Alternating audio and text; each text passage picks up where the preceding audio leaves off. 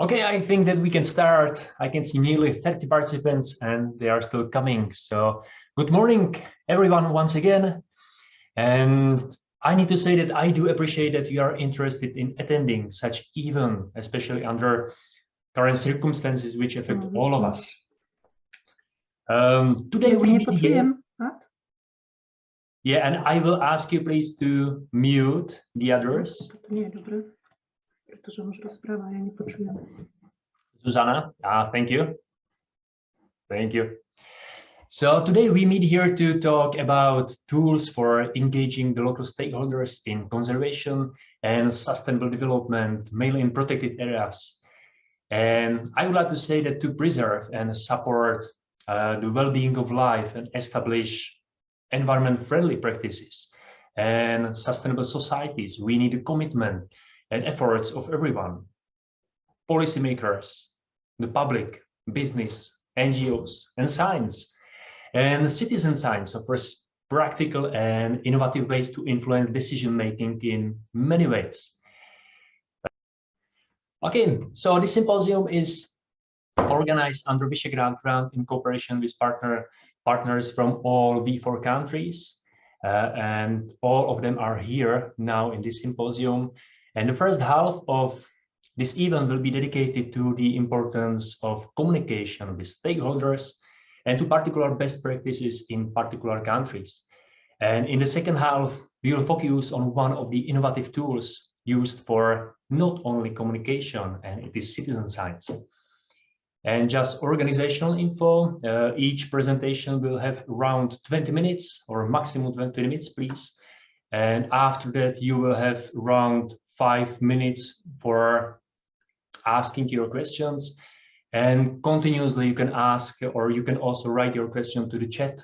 I will monitor it and we will share it with the speakers.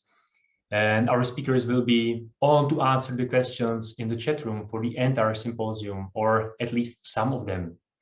And now I'm pleased to introduce Zuzana Okániková from Slovak PRONATUR NGO and Monika Ochwat Marcinkiewicz from the Polish Ekopsychology Society.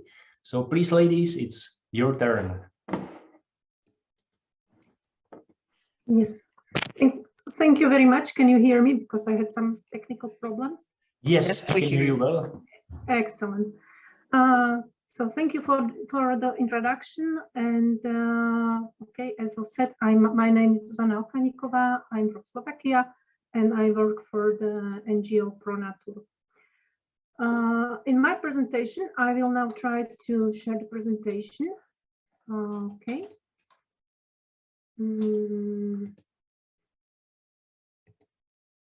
Can you see my presentation? Yes. Okay. So now I try to run it. Okay. You see the whole presentation, or you see also the side slides? We cannot see the full screen, so please try to share the full screen. Okay. Okay. Is it better now? I think that we can still see not the full screen. So please try to change the window of sharing. Okay. Screen. Where's the problem now? Because I see the full screen. That's the. Yes, but maybe in sharing options in Zoom, you can change the window, and you can change it to the full screen window. Okay. Okay.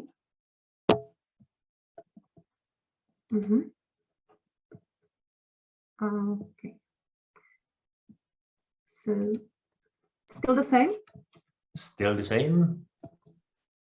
And now? Still the same. Still the same. Okay. Just wait a second. Okay. So you will not be able. We can do it like this.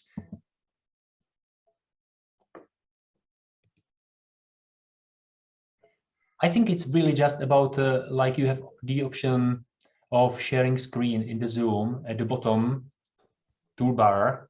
So you will just change the window of sharing? For the I'm afraid I don't have such option. That's really strange.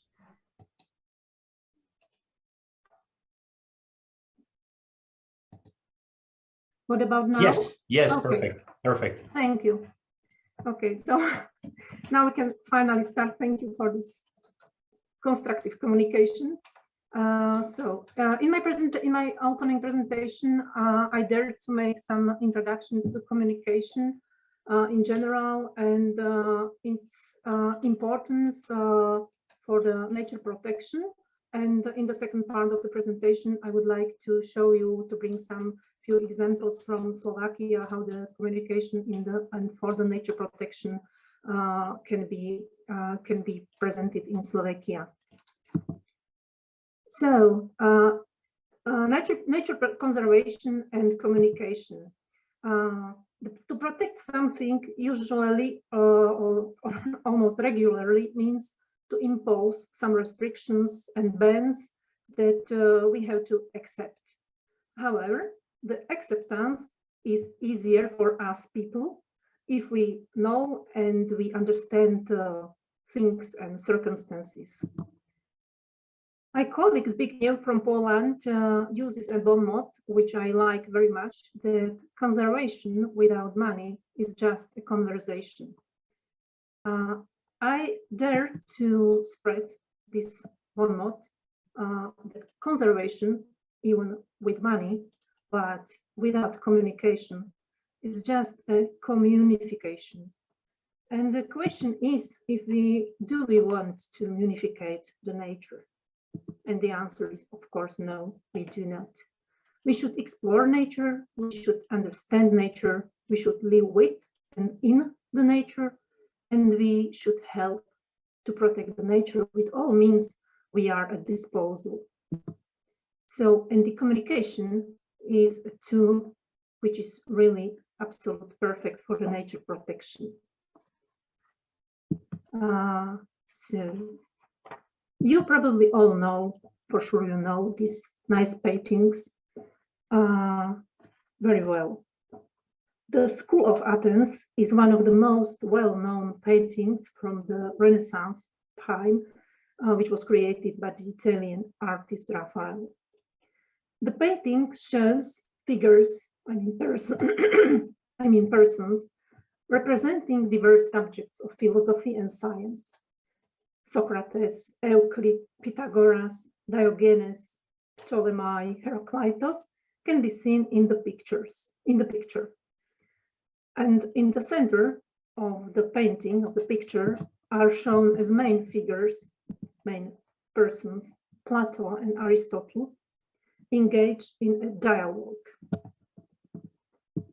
Plato is representing the power of ideas, need for confrontation of diverse opinions. Plato is the man in the left. And Aristotle is representing the power of a common experience that can be justified, described, arranged with a need of a correct way of thinking and argumentation. I took this picture as an example because this painting represents for me a huge power of exchanging thoughts of greatest thinkers of ancient times or ever. I chose this picture in order to illustrate how complex and seriously has been considered the communication actually since ever. Another my favorite citation is from Mark Twain. In the beginning was the word, and then came misunderstanding. And actually, it's really truly thought, because there is a very thin line between what is said and what is heard on the other side, and there are hundreds of ways how exactly the same words can be said and can be heard. We experience each day different ways of communication. Communication can be angry and loud. Communication can be really whisperly and cordially. The communication we experience can be as if in foreign language there are many words and we do not understand. But the communication can be also very open and very constructive. And in the last years, what we experienced in our decades, last years and decade, that the communication can be online. So we do not meet anymore face to face, and this is really tricky. Okay, this was just an introduction to the whole symposium, and I am aware that I did not bring you any news in these three starting slides. I just wanted to stress that the communication in general is so crucial and actually existential in each our activity. And the communication is so demanding as regards energy and skills that it's almost impossible not to fail now and then in the communication. It's just good to bear in mind the power of the communication in each situation we experience. And the citizen science, which is the main topic of our today's symposium, is also one of many mosaic shards that can be a valid tool in communication in and for nature protection. So in the following slides, I would use the opportunity and I would like to present 3 examples from Slovakia and the communication in different fields of nature protection. In concrete, in education, in cooperation and management measures, and in visitor experience. Every of following examples represents also the potential for the implementation of citizen science approaches and models. First example you can already see on the screen shows the environmental education within the state nature conservancy of the Slovak Republic. As you know, this is the Slovak institution, organization who has competence for the nature protection in the Slovakia. They really do a great job for environmental education of kids, youth, and also public adults. Here are some examples from their work. In particular, the School of Nature Protection in Varin is settled in National Park Malá Fatra and is specialized in diverse activities for environmental education and has also some experience with citizen science approaches. In general, educational programs for schools and public events are focused on senses, on creative skills, and active experiencing of nature protection. And activities are based mainly on development of communication skills and teamwork. So the education was the first example where the citizen science has big potential in Slovakia to be implemented. Another field, which is really a very hard field, is the cooperation with stakeholders. As an example, I would like to introduce the approach of management in Biosphere Reserve Polana, which is in the central Slovakia. In 2015, there was implemented a pilot project of participative management, and the coordination board was established. And from then, the tasks and challenges are currently managed in a close cooperation and in coordination with local and regional stakeholders. Managers of protected area communicate with stakeholders on a regular basis, and decisions are taken by consensus. This management model opens the door for an efficient implementation of the nature protection measures in a common way and with a wide support and help of local stakeholders. So you can see on the picture that people meet and that people or managers and local stakeholders implement the management measures of nature protection in a common way. That's really important for maintaining the values of the area. So, and the last in my presentation, last example, how the communication in the nature protection can be developed, or where it can be developed, is of course the ecotourism and the communication as essence of visitors' experience. Ecotourism represents a form of a sustainable tourism focused on experiencing nature and wildness, often is guided by a person. So the guided tours are an essence of the ecotourism. Ecotourism contributes to the nature protection as well as to the community welfare. The education of visitors using proper interpretation methods is one of the key attributes of the ecotourism products. So guided tours can be an excellent tool for the introduction of citizen science concepts in favor of the nature protection in Slovakia. So this is actually a short intro or short excursion in the many possible fields where the Slovakia can implement principles of citizen science for the purpose of nature protection in Slovakia. Thank you for your attention, and I wish you a nice or a successful symposium. Thank you, Zuzana. Thank you very much for excellent presentation.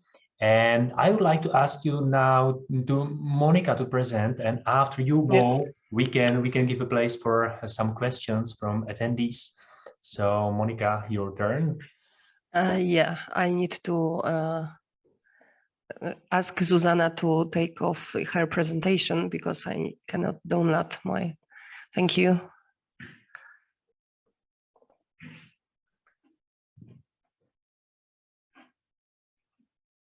I hope I won't have, yeah.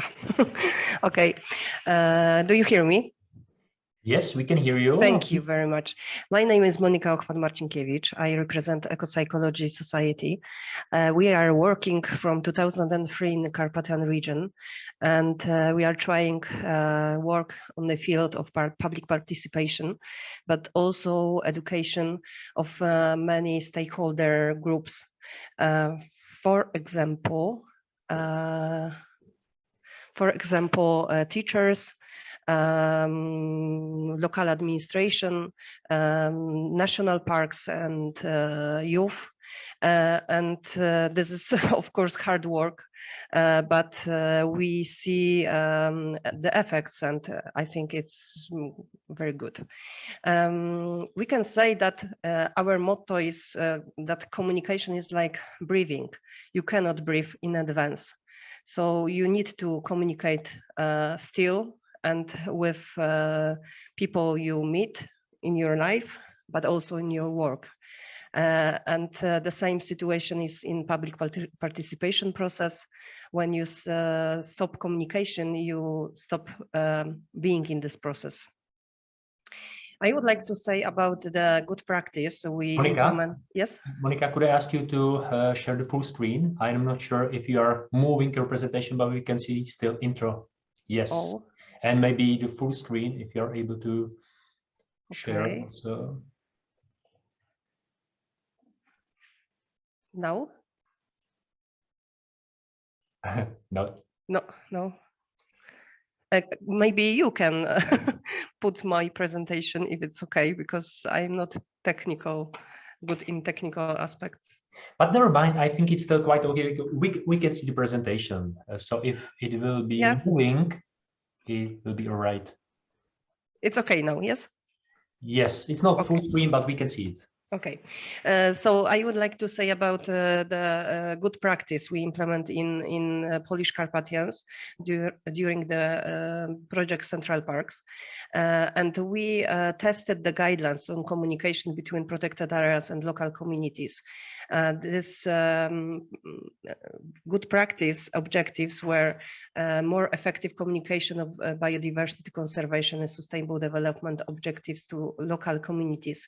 It is very important because very often the administration of the national park, for example, speaks very technical languages, and it's quite difficult to development these objectives to local communities.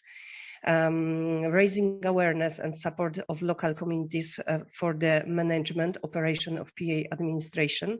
And also it was very important for us to implementation of the Carpathian Convention Article 2.2 and also Carpathian Convention Biodiversity Protocol Article 0.6, and also in all decision of Carpathian Convention, we can see that public participation and participation of the stakeholders is very important for implementation of this document.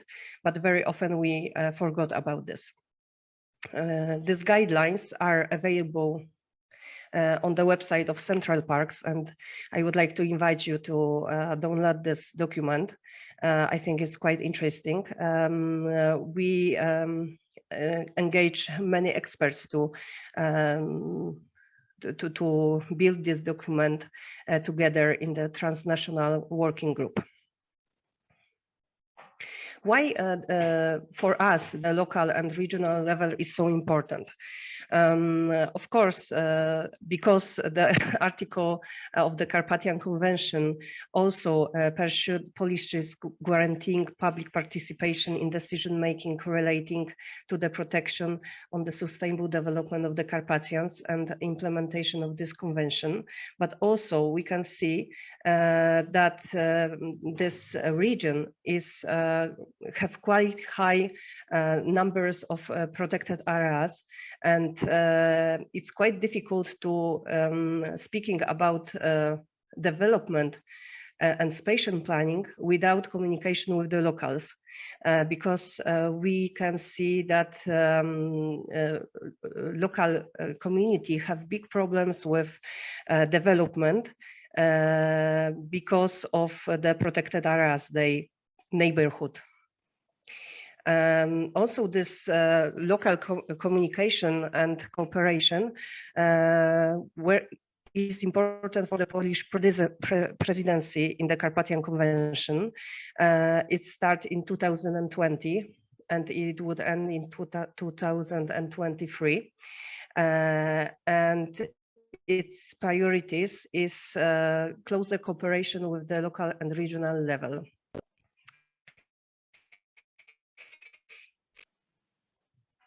Here you can see how many, I cannot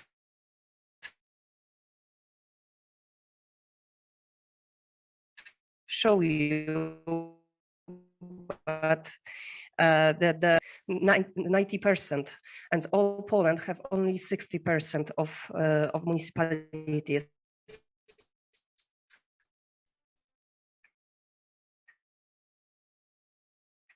So it's quite high in Carpathian of their territory.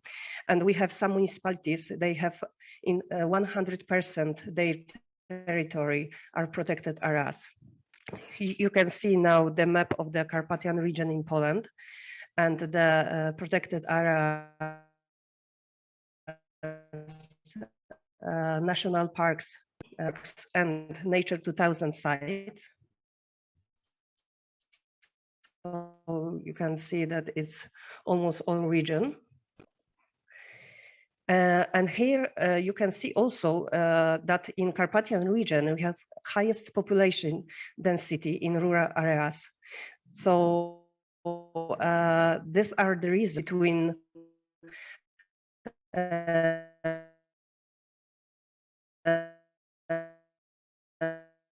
nature conservation and guidelines. We focus on the communication trainings for the Polish protected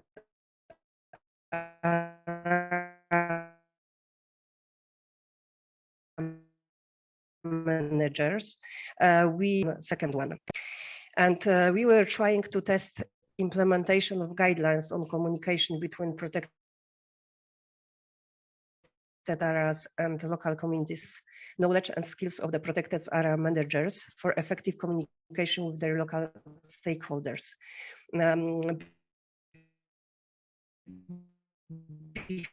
Before training, we make some survey with what kind of skill or knowledge Monika, they would like to improve, and that's what that. Yes. Monika, could you please maybe turn off your video because you have some issue with your network, so it's slowing down. So maybe turn off your video, and it could be better. Okay. Thank you. Sure. I'm trying to do this.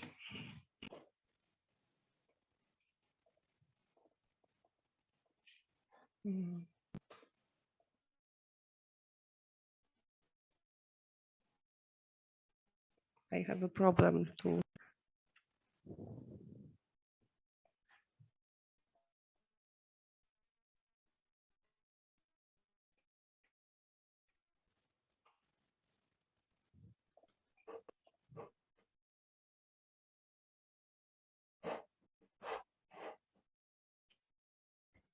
So now Monika is out. Monika, can you hear us?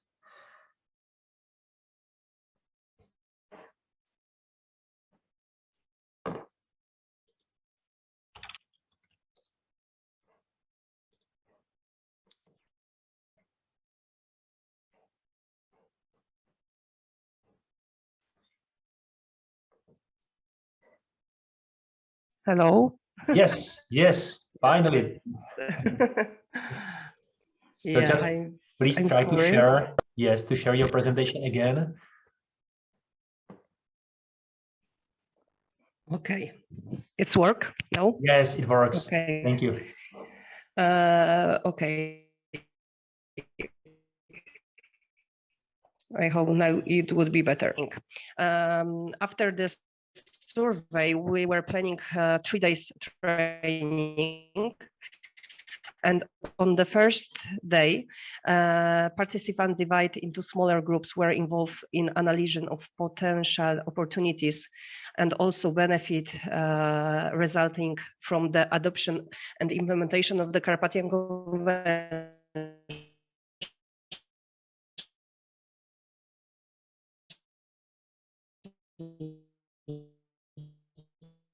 For the Carpathian protected areas and local document for the region. Afternoon, we have practitioner exercise followed concerning mapping the local community, and it was strictly connected with the guidelines. Part 1, who should be involved, and part 6, how to write a communication plan. Were connected with the stakeholder analysis, stakeholder needs, potential problem areas, and situation and their reasons. It was very interesting because our participants work almost in small groups, but they have similar conflict situation in all protected areas. So very often they could share experience, and it was very good added value of these trainings. Day second was connected with the strong me, attitudes necessary for effective communication, but it was divided into thematic parts: beliefs, communication styles, communication tools, and non-verbal communication. That was very important to strengthen the participants, because very often we focused on the our speakers, but it's very important to be strong in our communication. And it was also referred to the guidelines, part 3, how to communicate, basis of the communication. So this part was tested during this second day. And the day 3 was very interesting because we have concrete conflict situation, and our participants in the smaller teams try to resolve this conflict. and it was also very interesting part of this training. Some pictures of our work. And also quite interesting part of our training was to design and formulate key message for the future generation.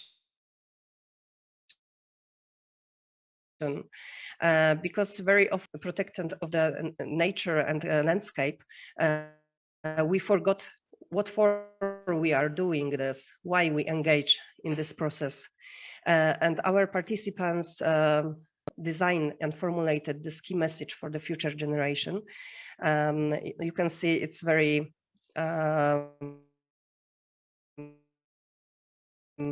basic information. Sometimes behind nature cannot defend itself. Nature determines all aspects of our lives. We protect nature for the future generation, not for the people. Nature will survive without man, and man without nature will not. Recreating is more difficult than saving. Cultivate the passion of the explorer in yourself. Awareness raising and education are important. Nature conservation is working for the idea, not expect price for your work. We wonder why do we protect nature? Maybe you already know this.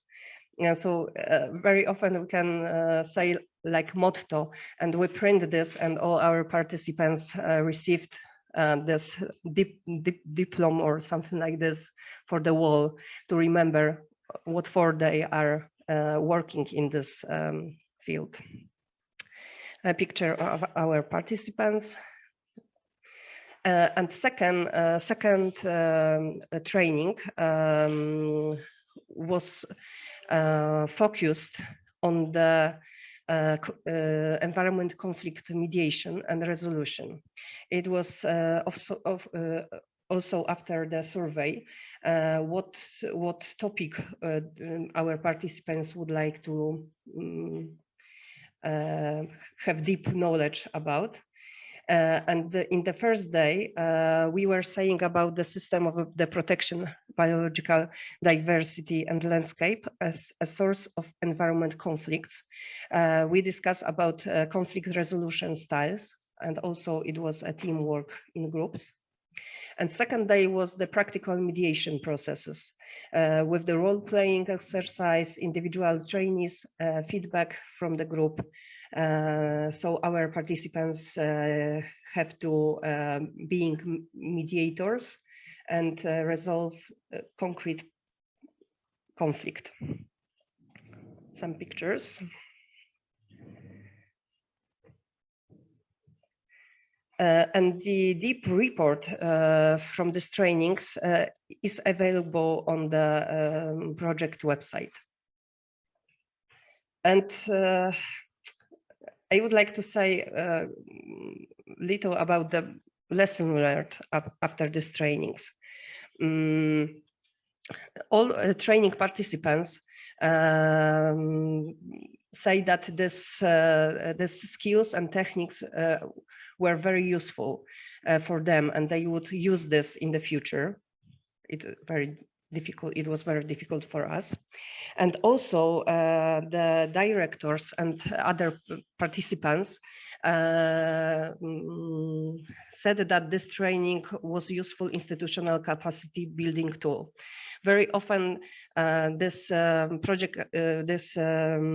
administration doesn't have money or the time to capacity building, and they use this opportunity to do this. Our participants positively evaluate and personally enjoyed this workshop and the tool we proposed.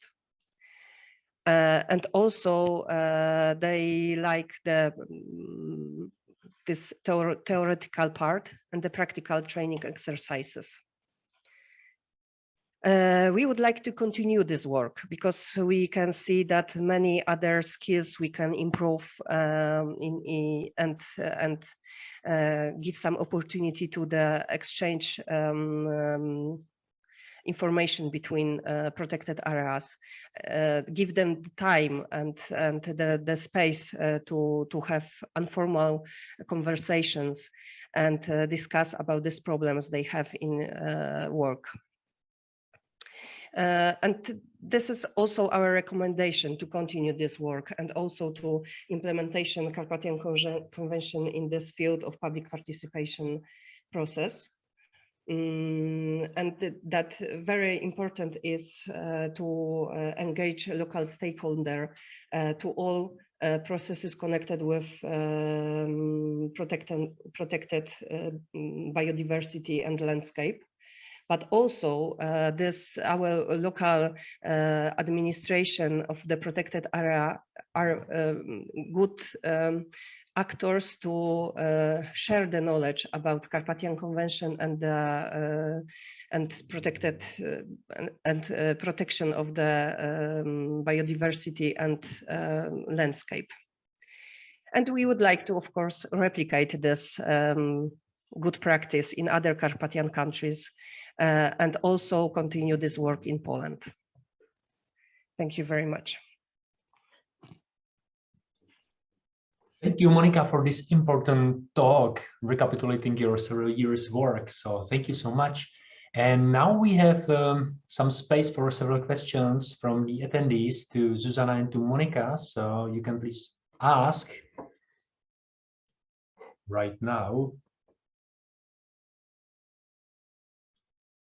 If not, we have some question to Monika from Luďka Činovská in the chat. Hello, Monika. Thank you very much for your presentation.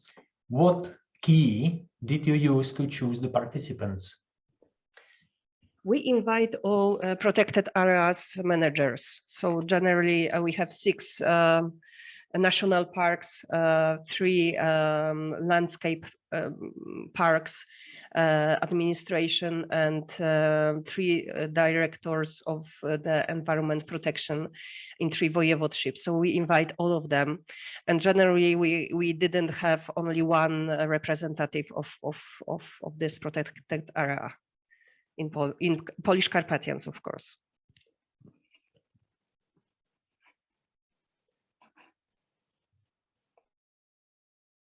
Okay, thank you for answering. I cannot see any other questions for Zuzana or Monika, or you can also write your question during the following presentation and ask in the chat. So feel free to do that. So thank you, Monika and Zuzana, once again. And now I am giving the space to Jiří Lehejček from IFOAM Organics. Is dedicated to organic agriculture and to the research. So he will share his experience with us. Hello, Matthias. Hello, everybody. Good morning. Thanks for inviting me. As everybody, I'll try to upload my presentation. Give me a sec.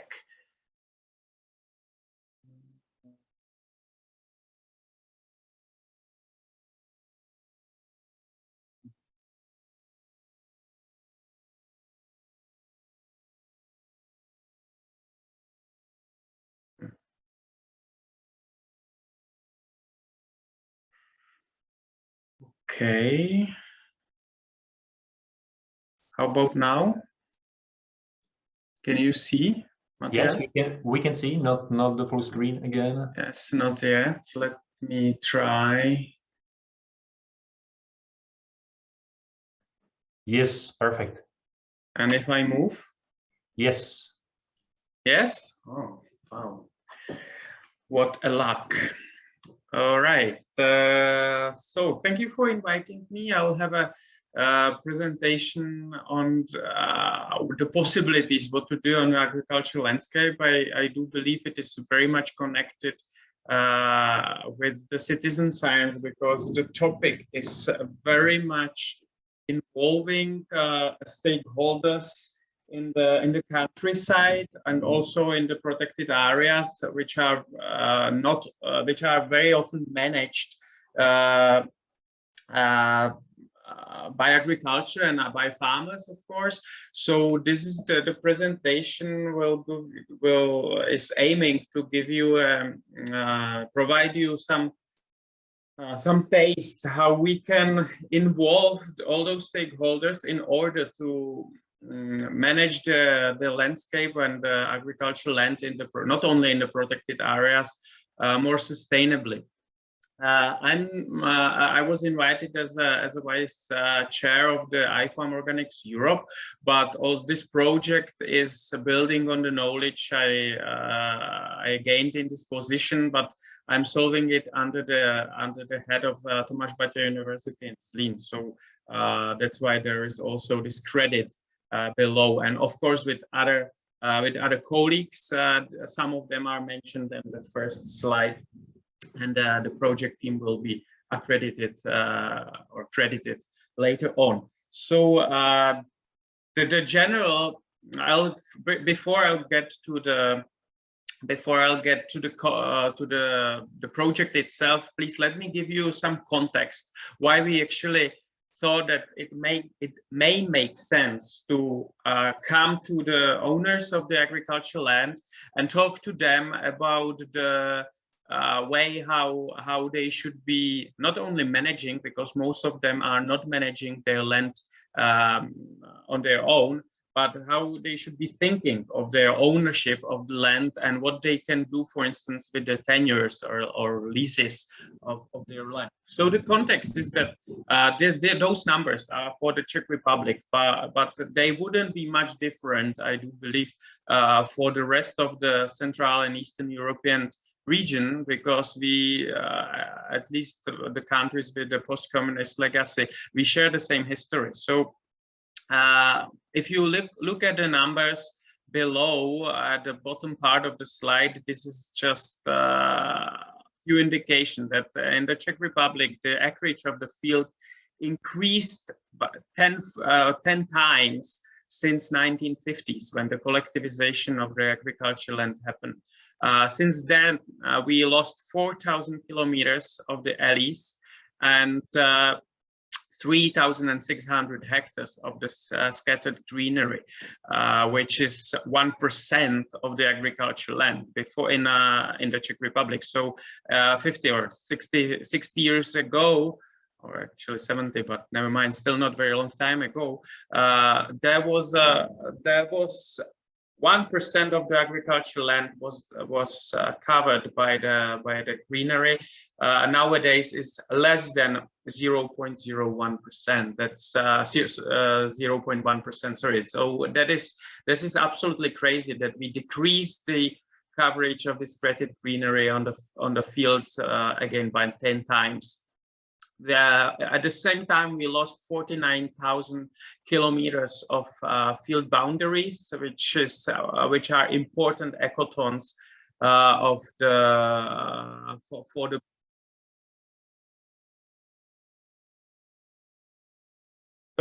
muted. I hope Matthias is not.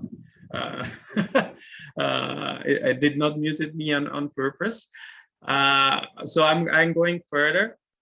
At this context, all those, let's say, important landscape structures, they behave as they contribute to the biodiversity. Of course, you know, they behave as the water capacity storage. They prevent erosion. They prevent dust distribution, and of course, they are important landscape features. And at the same time, we are facing the climate change with less rainy days, but faster drainage and drought. But despite we have the same amount of water coming from due to the precipitation, this water is less equally distributed over the years, and that's why we are facing drought again. So this is the setting which we are in and which we thought that our project could contribute to. If I go for the second slide, or for the third slide, again, the situation in Czech Republic is as follows. There is 16% of the area of the country is covered by the protected areas. They are relatively well managed. They are, let's say, relatively healthy. But if you look at the right side of the slide, we see that 53% of the area of the Czech Republic is covered by agriculture land, and most of it is arable land, and most of this arable land looks like as you can see at the picture. So there is a huge space to contribute to all those challenges I mentioned at the slide before, because this is just a mass of the land we should care of. Last context slide, and then I'll go to the project itself. And there is a soil retention capacity of our soil is at 53%. 1 cubic meter of the soil in the fertile soil on the south of the Czech Republic can hold 400 liters, while nowadays it holds only 200 liters. So when you are listening to those talks that we need a new water dams to keep and carry the water, you can always answer that actually in the soil we can hold twice as much as water as we hold today, and this problem would be solved. Of course, I'm not talking about the drinking water, but the water for irrigation. We lose the biodiversity, which we can see on this index of the field birds on the top right part of the slide. Most of the Czech land is endangered by erosion and compaction, and 50% of the underground wells are contaminated by the above limit concentration of 1 or even more pesticides, synthetic pesticides used in agriculture. So this is the context, and in this context, this project team decided to contribute to the improvement. There is 7 institutions, 3 universities, 2 research institutions, 1 farmers union, and 1 private company, which set these goals. As you can see, this slide is not very inspirative, but basically the project has 3 important pillars. We talk to the individual land owners, we talk to the municipalities which are owning the land, and we also talk to the farmers. Each of those groups we approach differently.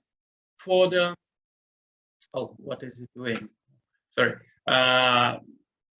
We choose, and I'll explain how we talk to those groups. We chose 3 regions in the south of the Czech Republic, in close to the most in the, it doesn't matter, in the south of the Czech Republic. They should be generalized as in their geographical and climate and historical condition as somehow representing the complete picture of the Czech Republic. I'll not go much into the detail, but we spent quite a lot of time in order to be able to provide the general results as well, not only results being applied for those 3 regions. And for the owners, we interviewed quite a few owners in total.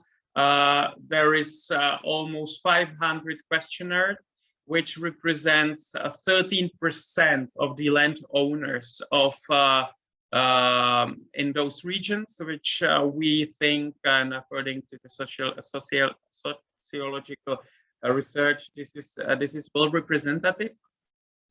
I'm not going to go into the details of the structure of the respondents, of course, but I'm only saying that this structure somehow represents the structure of the owners and the people living in that area. So again, we think it is representative. And I'll go directly to what we learned. Then first is the reason why they own the farmland, and we decided to group those people into the below 50 years age and above 50 years age. You see that when you're getting older, you more tied to the family tradition, while when you are younger, you see it more as a good long-term investment, because you will live longer than when you are 50 years. So you could look at it. You could watch to the future, while when you get older, you watch back to the history. But in general, the results do not differ very much. But what differs is I'm just giving the selection of the answers, and you can see that people they really attribute the effect of the climate change to the drought. This is the last row, and also the warming and the heat waves. This is something that people really can see in their real life. And for the yeah, I don't think I'll have to go into detail on the next slide. And we also asked them who they think should solve this problem related to the climate change on the farmland. And by far, they think it should be governments and ministries, but also the farmers. And that is important, because if they think the farmers should solve it, they could also apply their demands, how the farmers should manage their land. Okay, let's go for the next one. Somehow stop. Yes. There is the chart of, and I can see I'm running out of time probably. Matthias, still when I have? We are a few minutes late, but it's okay. You can continue. Okay, so you tell me when I have last 3 minutes. All right. All right. Good. 3 minutes. So you on this? Sorry, 2 minutes. No, it's okay. 5 minutes more. Okay, good. So on this slide, you can see the most important answers. What would be the most affecting addressing this issue? And again, they don't very much see that they have it, the people, they have it in their hands, the landowners. They see that it is something what should come from the ministries, targeted funding policies, political decisions. But there is a good farming, and this is a promising answer because we want to build on it. I'm afraid I will not have, I cannot go into the detail, but that was not the aim. I'll just pick some interesting answer which the people agree the most, and the question was why they actually own the land. And you see that this is not important. I'll not go into details if I have only 5 minutes. But in general, to conclude, and sorry for this rush, in general, to conclude the results from the questionnaire of the with the landowners, we can say that the landowners, they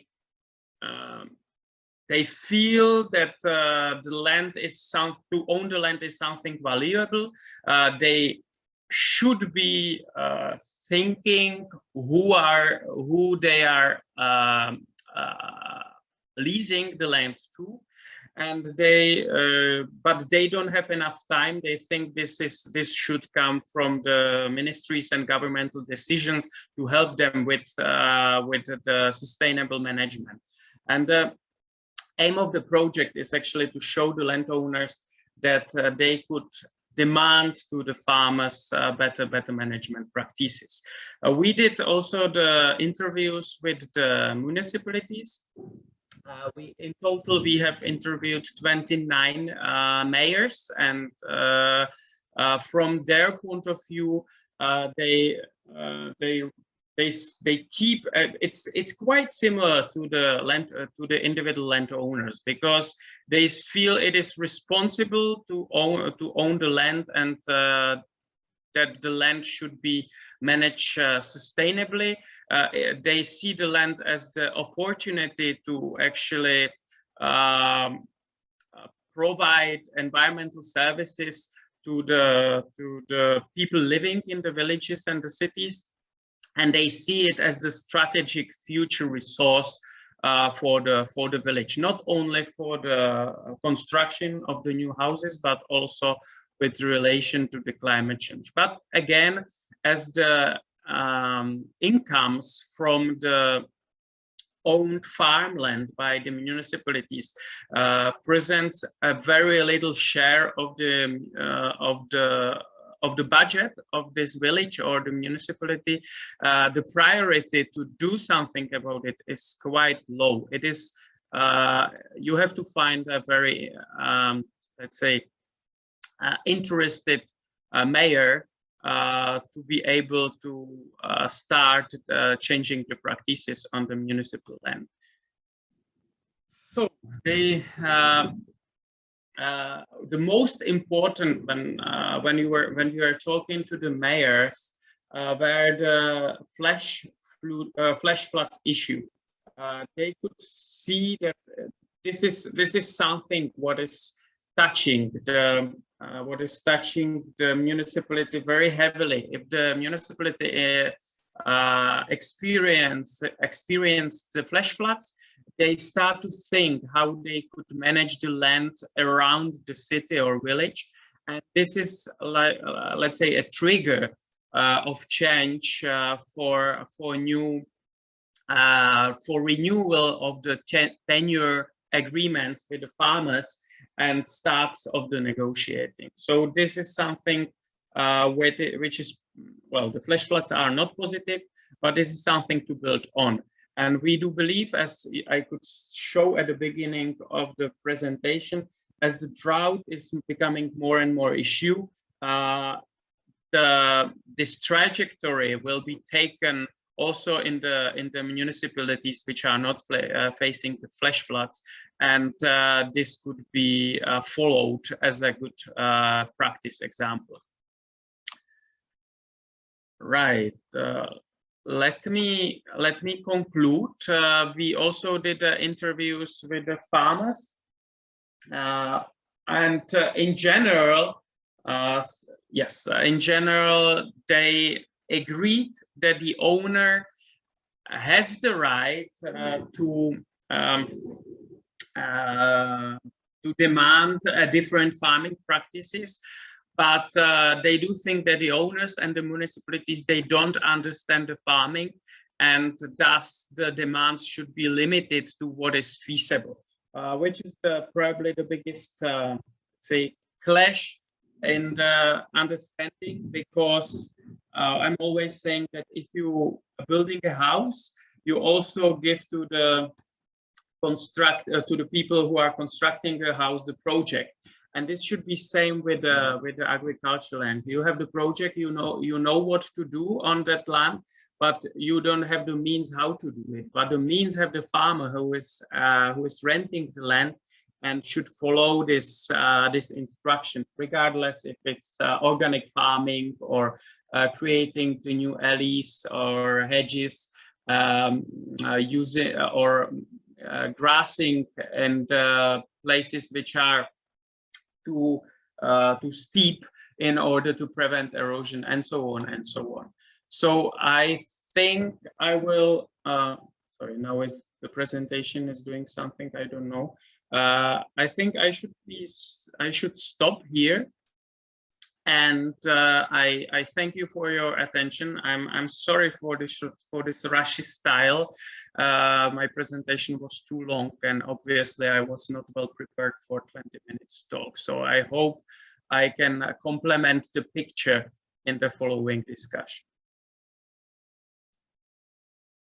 Excellent. Thank you, Jirka. Thank you, Jiří, for this very valuable presentation approaching the different stakeholders related to agriculture and actual climate crisis or climate change.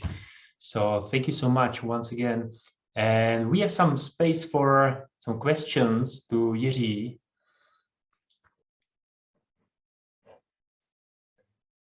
the chat is clear, but the attendees asked us for sharing the presentation after the symposium, so we will share it definitely because they are very valuable. So if no questions are here, I would like to thank you, Jiří. And now I'm giving space to Tamara Mitrofanenko.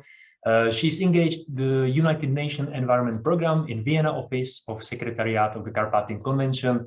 And also she is active in BOKU University as our other speaker, Daniel Dörler, which he will talk a little bit later. So Tamara, it's your turn. Thank you, Matthias. Thank you for inviting me. Hello, everybody. I'm going to share my screen. Hopefully you can see it. So I joined during Monika's presentation. So I realized that probably some of you, if not most of you, have heard already about the Carpathian Convention. And that's why I'm also going to try to maybe skip some of the slides. But my presentation is about Carpathian ESD. So I'm supporting the Secretariat of the Carpathian Convention, especially with approaches to learning, integrating education for sustainable development and public participation. And my presentation is about how we're trying to strengthen these approaches within the convention. So linking education, I added here also co-creation of knowledge and learning with sustainable development challenges in the Carpathian region. From the presentations that I've now heard, I understand that you're working on different thematical areas.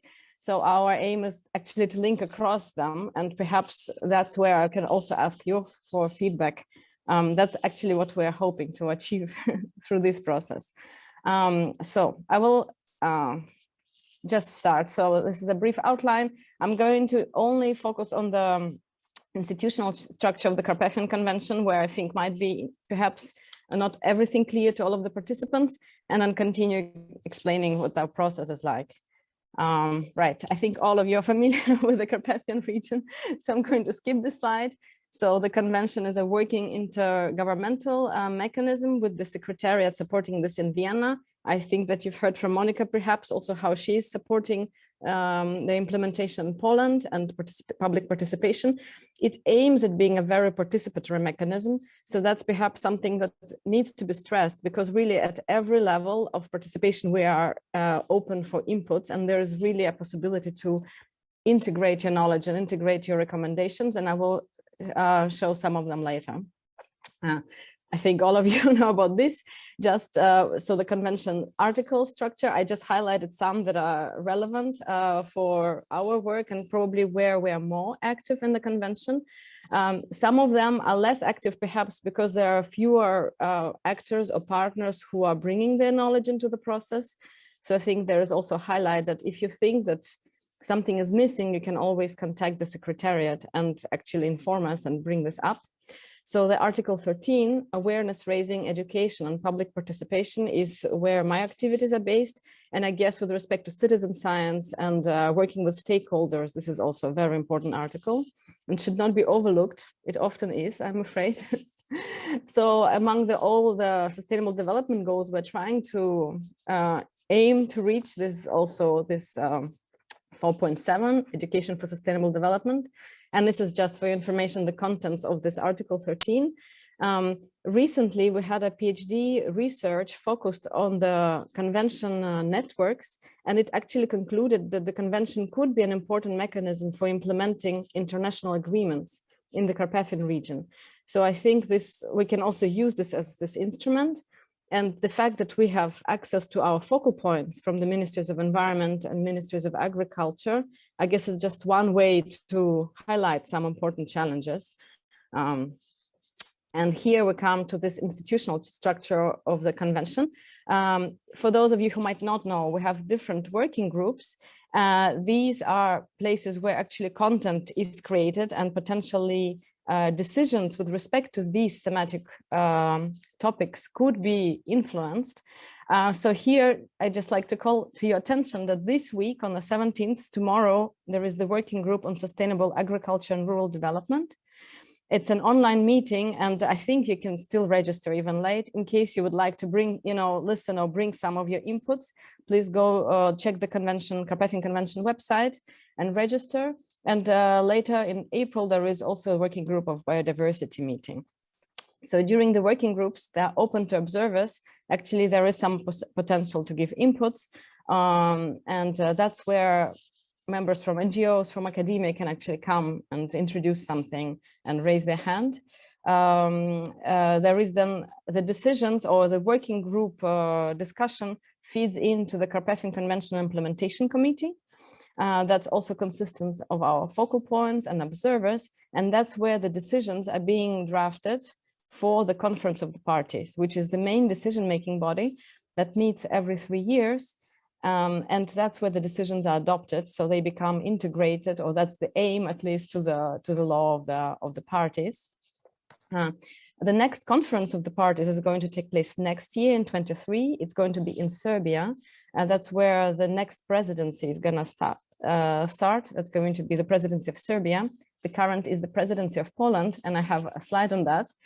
Just also to, of course, I guess a lot of you know already about the Convention Network of Protected, Carpathian Network of Protected Areas. That is also with which we're also working very closely, and also trying to integrate it into our learning and educational approaches. And there is the Science for the Carpathians network.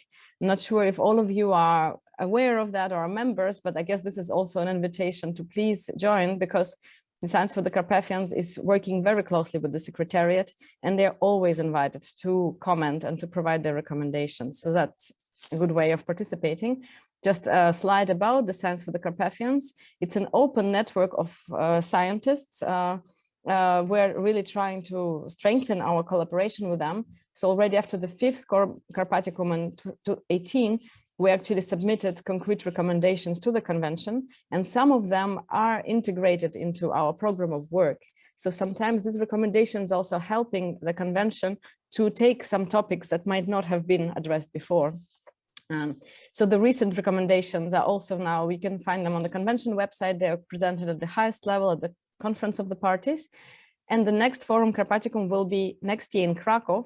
So here is also an invitation for any of you who are not part of this network, please follow us, contribute. So Matthias joined last time, and I was also very happy because thanks to his inputs, we're now integrating citizen science into the research agenda for the Carpathians. So this is really a chance to, an open opportunity to influence, their agenda, the research that then hopefully is linked with policy and practice.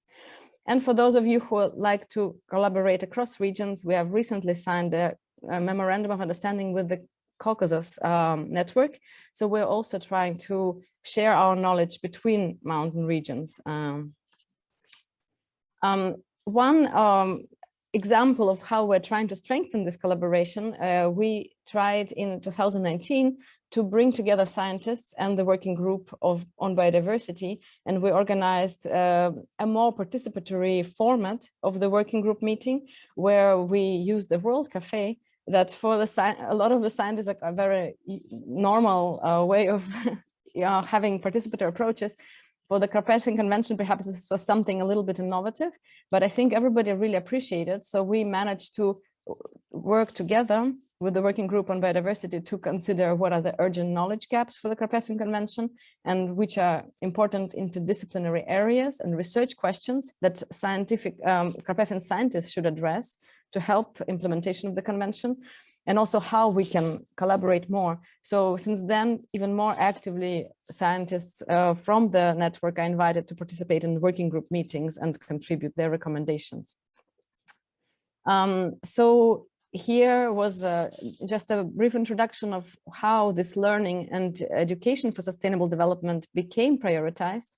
Actually, thanks to the Hungarian presidency, who prioritized education for sustainable development, we managed to be able to work on this topic now, because before it was quite difficult to prioritize. Education is very often overlooked, unfortunately, public participation also.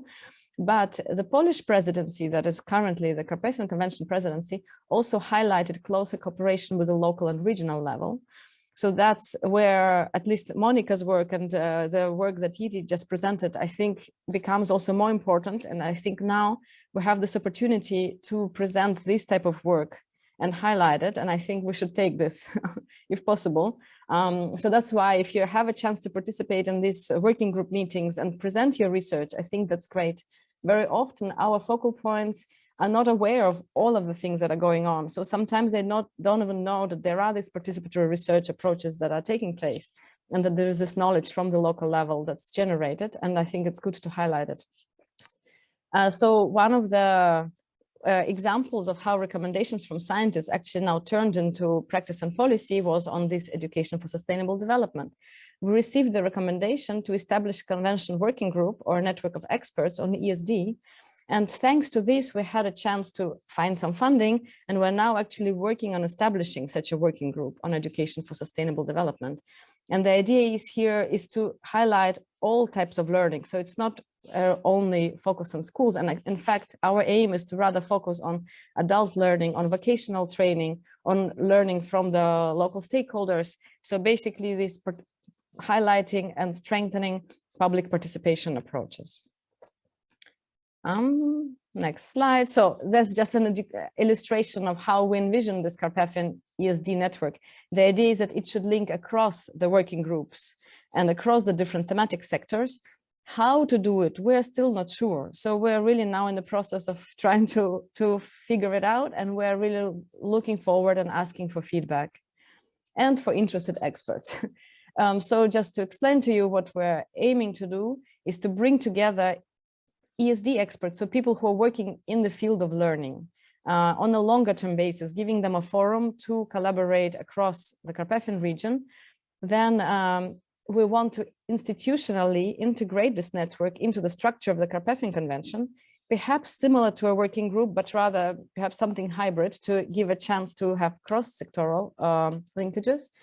And we want to strengthen scientific research in this field and links between the scientific research, policy and practice.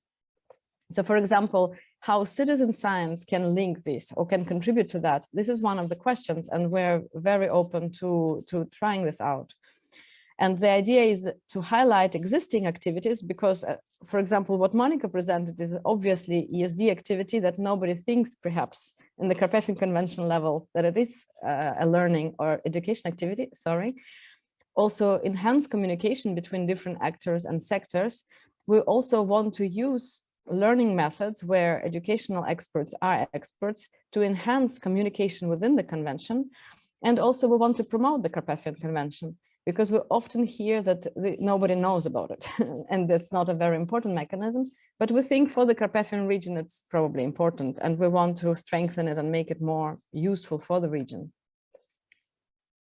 Second, all right, here is, we've requested this networking expert to have a small background study to see what is happening, what is the state of knowledge now.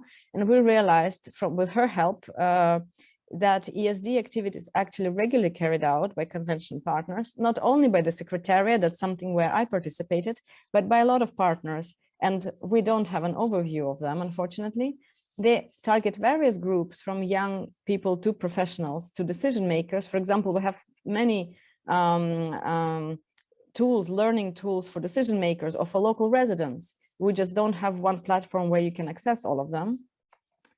A lot of ESD activities are not understood or perceived as education activities, and they are fragmented. And of course, they're not prioritized in project proposals because very often we just don't have the funds for them or we don't think that they're important. All right. And here are the next steps and where the inputs are welcome. So we have requested official nominations of ESD experts from the focal points. We hope that they come from the ministries of education because we are missing the link between environment and agriculture ministries and education ministries. We're now carrying out consultations with experts working on educational approaches, on learning approaches from across the Carpathians. Actually, currently, I'm speaking with you from Prague, where we're attending the World Environmental Education Congress, and we're trying to, link our activities with the global educational scholarship, let's just say. the next, so we held the first Carpathian ESD seminar in 2019 in Budapest. It was co-organized by the Hungarian Ministry of Human Capacity and Ministry of Agriculture, together with the Carpathian Convention Secretariat. That was the first time representatives of all Carpathian countries came together to discuss learning in ESD. And we are now planning to organize the second such seminar. It's going to take place in Poland, organized in close collaboration with the Polish presidency, probably in the end of September. With the dates are still not confirmed, but we will of course post this information on the Carpathian Convention website as soon as possible, and we invite your inputs and your participation there. And as I already mentioned, in 2023 there's going to be COP7 and the 7th Forum Carpathicum, where at the Forum Carpathicum again we can just discuss more how these approaches can be strengthened, how to link, for example, nature protection, sustainable agriculture with learning and public participation. And then we can think how to propose, these recommendations to the Carpathian Convention at the highest level of conference of the parties. And on the right-hand side, you see where we're looking for inputs so that we can make this process really well working for the stakeholders. So our questions are, first of all, we're still looking who are all the actors, because we realize that there is just so many of them. And the question is, how can we create something that's useful for the actors? How can this Educations for Sustainable Development network be relevant for local groups? How can it link across thematic working areas such as biodiversity, cultural heritage, sustainable agriculture, etc.?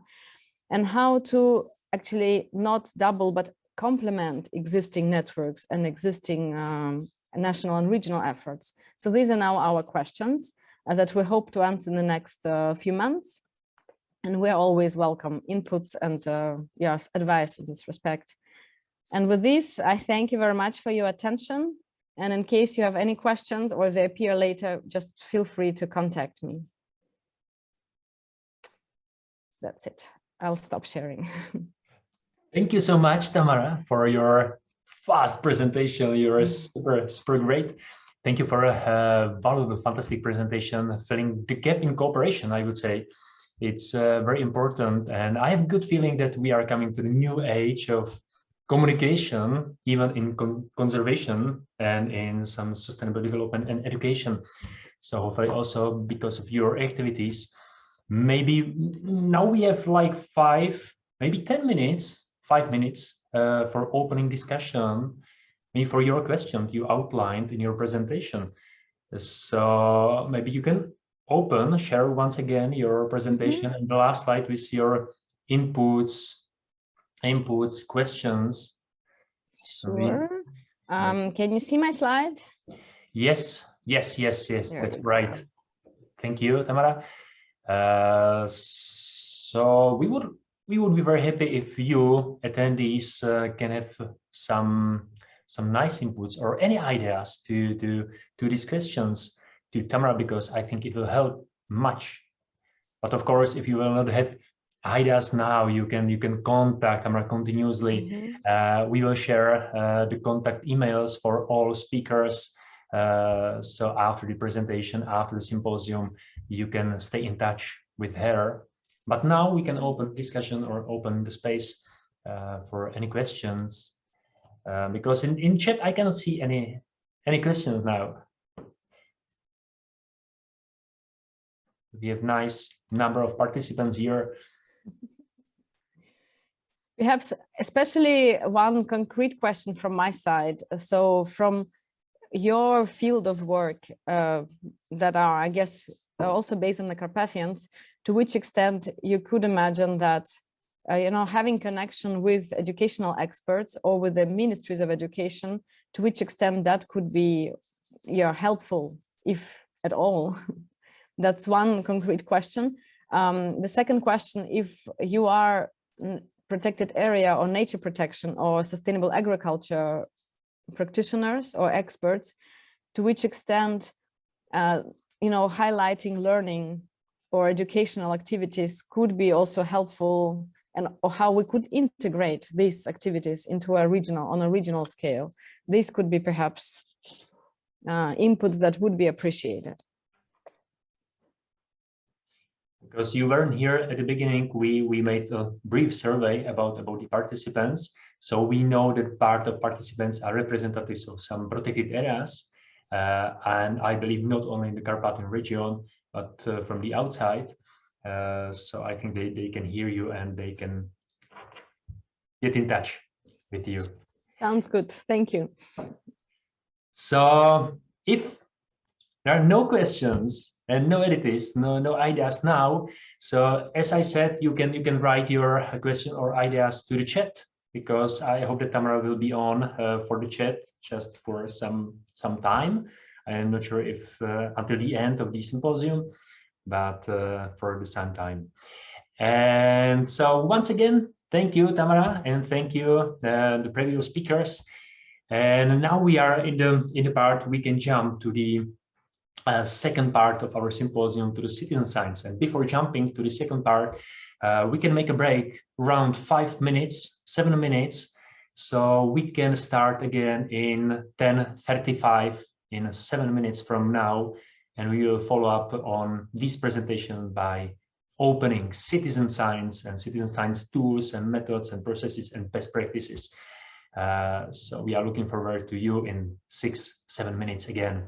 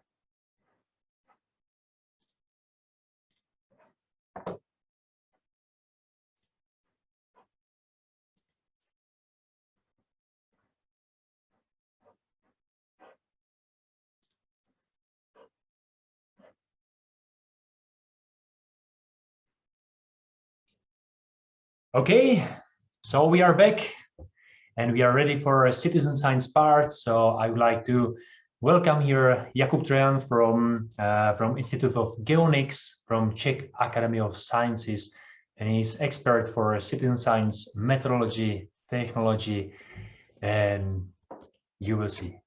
So your turn, Jakub. Hello, everyone. It's nice to be here, and it's my pleasure to be part of the digital symposium. I hope you can hear me well. Unfortunately, I have some technical issues, so my presentation will be shared by Matthias.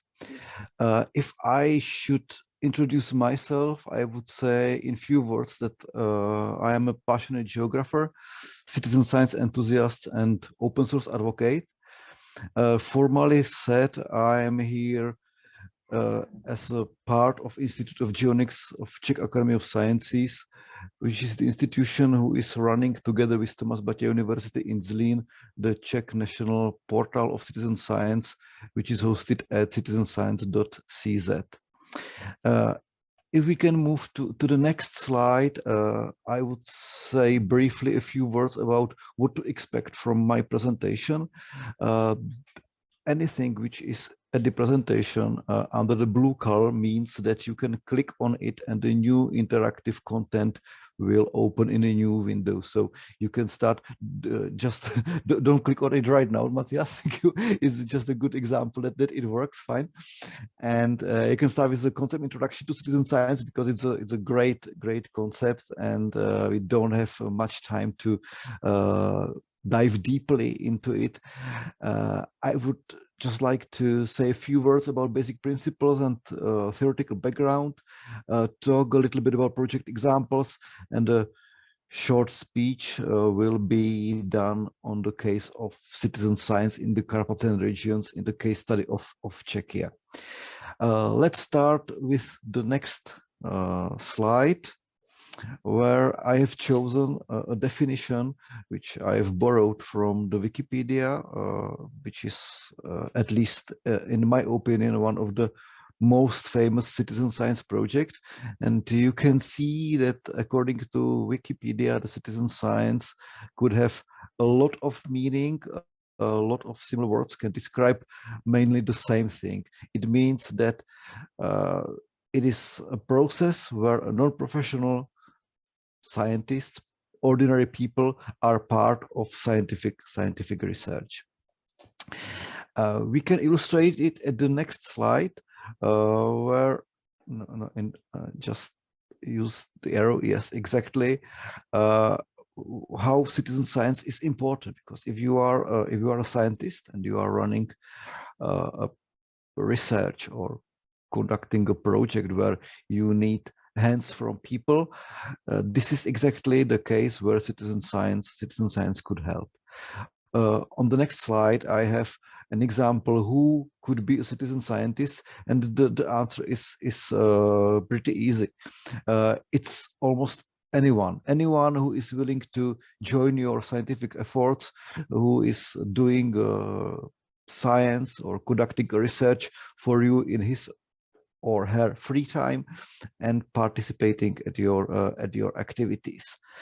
Let's move further to the main citizen science type of activities. Well, related to methodology, there are a lot of approaches how we can divide citizen science in general. Again, I have borrowed one which I really like from Muki Hakli. It's also presented in the e-learning course at eucitizen.science webpage, which I'm also going to talk about. So let's look at the citizen science activities or types of activities. We will start with the activities which have, let's say, long running conditions. It means that you have, for example, a large area where you are looking for some data. You need a large amount of people gathering the data, and you are not limited by time. These examples are typical for natural sciences, for ecology, for archaeology. And if we look at some project examples which could serve as a best practice in this type of long-running citizen science project. It's on the next slide, which is birds counting. This is an example from the Czech Ornithological Society, which is also part of the worldwide effort to count the birds. It's super easy. It's been collected once or several times per year, and you can be part of this huge movement in counting the birds. This is a good example where you really need a big area and a lot of people participating in a research. The second type of citizen science activities is called, let's say, citizen cyber science, where we can count with volunteer computing or volunteer thinking. Good examples are projects where you are sitting in front of the computer and you are interacting with some activities at your computer. The first example is from the very famous project Snapshot Serengeti. It's a project where a lot of pictures from camera traps are stored on the website, and ordinary people, citizen science enthusiasts, are looking at the pictures and trying to classify what is on the picture. And by this very simple task, they actually help scientists to classify a huge database of terabytes of pictures, of photos from camera traps, and it's a really good example of this kind of citizen cyber science. From the picture situated on the right side of the slide, you can see the game which is called Fold It. Fold It is also a good example of the gamification in citizen science. It's based on a modeling of let's say some enzymes or molecules, where players try to beat themselves and gain the highest score, and actually help scientists to model these crucial parts of enzymes, molecules, and so on. You can also be, let's say, a passive part of citizen science by volunteering your computer environment and let's say the power of your computer, and to be part of projects like Folding at Home or other projects where you are just running a remote software, remote program, which is using your computer memory, and thus you are participating in the global and a huge project, again based on the computer. That's why this quite a large group is called citizen cyber science. And the last one, the last group is community-based citizen science activities, where we can imagine projects which are not necessarily, but many times comes from the bottom-up principle. It means that you have some problems you are dealing with inside your community and trying to have some arguments based on scientific research, some data, and these projects are typical for let's say not the large areas, but it could cover, for example, the whole Europe, yes, as it was in the example of the Diagnosis project here. To this category, we also talk about do-it-yourself projects, about some electronics or some other devices which can gather data or measure anything in the environment, and you can freely publish or upload the data for scientific purposes. The next slide, please. Yes, this would be quite a quick section at my presentation, because I would really like to point out to 10 principles of citizen science, which was prepared by EXA, European Citizen Science Association. And as you can see on the next two slides, they are pretty easy. And if you read them carefully, and I really recommend to read them all, then you will have a clear idea how the clear citizen science should be done, and what is citizen science and what is not citizen science. These 10 principles are localized to many languages, including the languages of all Visegrad countries. So you can really use your localized version. Next is another very simple question, where if we were running out of time, I would just say, yes, it does. But let's look deeply to some examples. I've chosen 2 flagship projects, which I personally like best. It's the Wikipedia, I've already talked about it before, and the OpenStreetMap, a free map of the world, which is being created by people, ordinary people, and which is being used in many scientific projects as a base map, but also as a tool for further research activities. The next examples are written examples of, let's say, some stories, or it's an approach of a storytelling. I'm not gonna read all of them, but you can come to back them later. On the EXA mailing list, you are discussing what would be the best way how to explain the importance of citizen science, and a lot of people think that it is through the storytelling. So let's focus on these 3 short stories, which should give you a more, let's say, overview of the benefits of citizen science.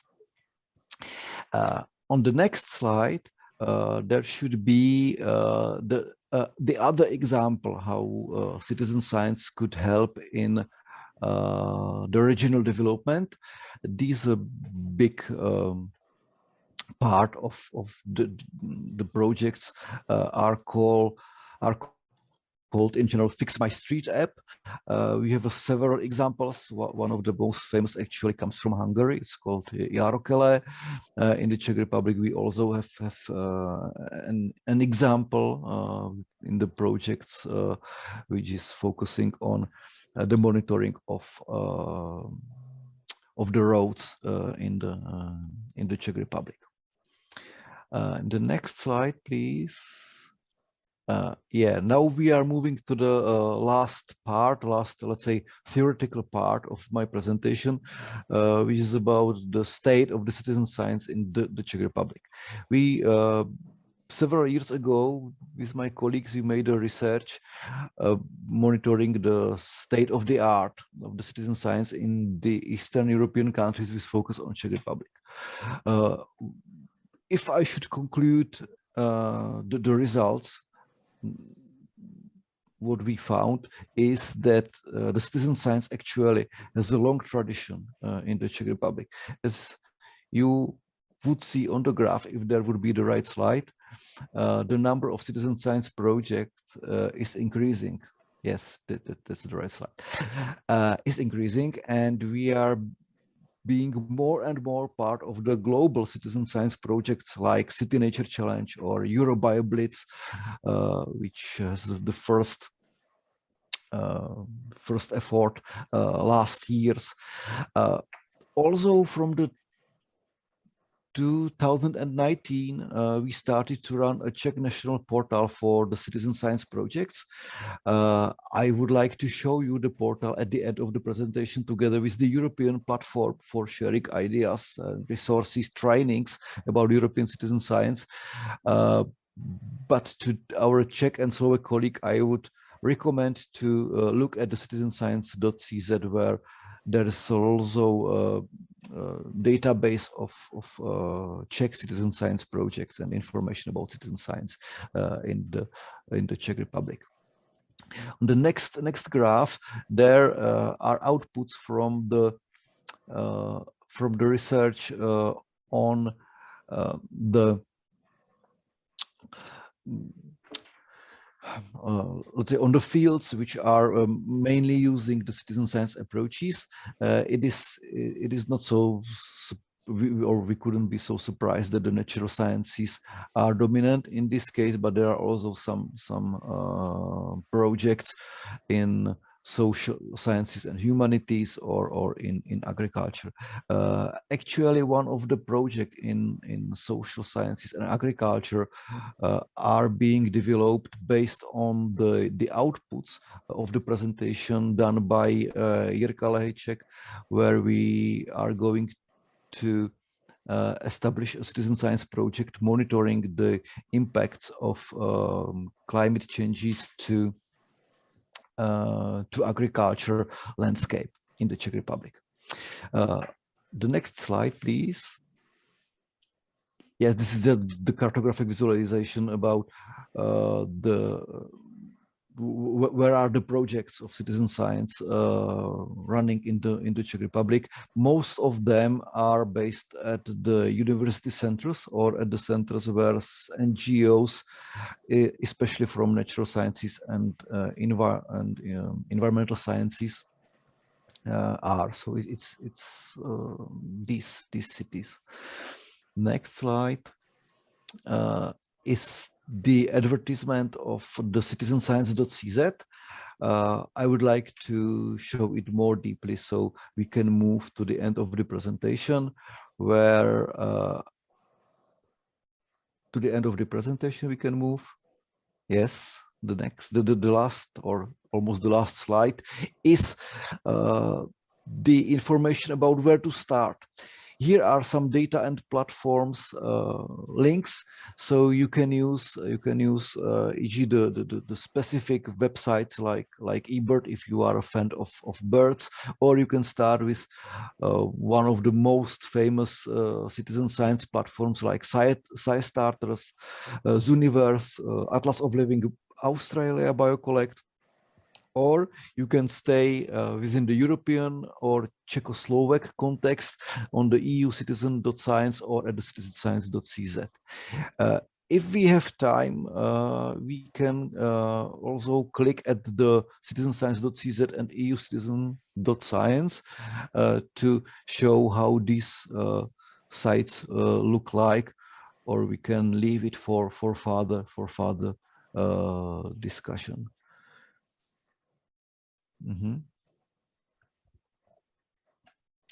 Well, so this is a pretty new site, citizenscience.cz, which is serving for the Czech and Slovak citizen scientists, both professionals and people who are willing to participate in the citizen science projects.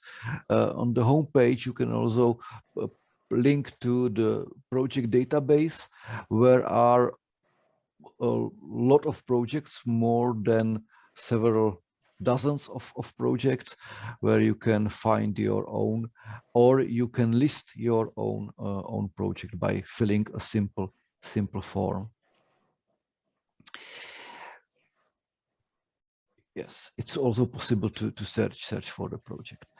A more sophisticated site is prepared under the EU context. It's EU citizen.science, where after the very simple registration, you can look for some resources for citizen science materials. There are a lot of e-learning courses in the under the training button. If you would like to closely participate with some organization who is dealing with citizen science, I mean professionally, there you can also search for organizations at your country who are dealing with the citizen science. We can, yes. I think Matthew can also show the Czech Republic. There would be some organizations. But you need to clear, yes, the keywords of butterfly. Well, and that's basically it. So I would like really to point to citizenscience.cz and eucitizens.science. And if you would like to start with citizen science, don't hesitate to click on the blue text which was highlighted in my presentation. Some of the pictures are also a hyperlink. So one of the most recent books published on citizen science, which is called The Science of Citizen Science, could be also freely downloaded, and it's the link is inside the presentations. That's all for me now. Thank you very much for your attention. Thank you so much, Jakub, for your great introduction to citizen science. So now we have some overview about this topic, especially for the attendees who have no experience with citizen science. So thank you so much once again. And we have some time for like roughly 2-3 minutes for some questions. So we can try to ask Jakub.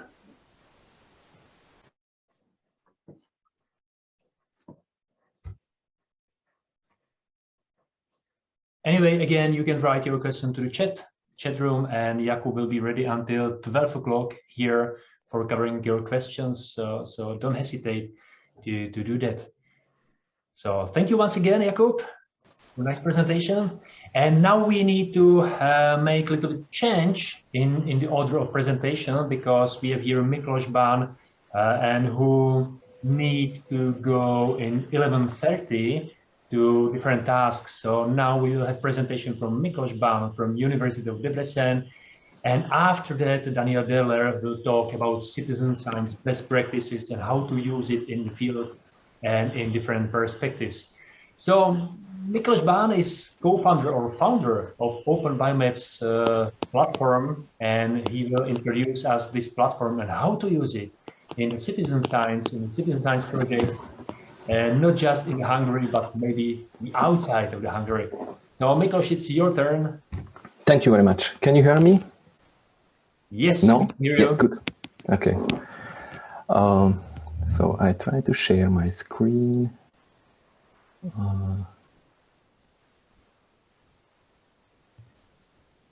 Which is that screen?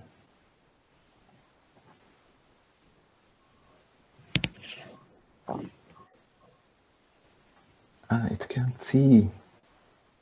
Why? Yes. Can you see? Yes, perfectly. Good. So in the following, thank you for the introduction, Matthias, and thank you for the opportunity to be here and talk about the Open BioMaps.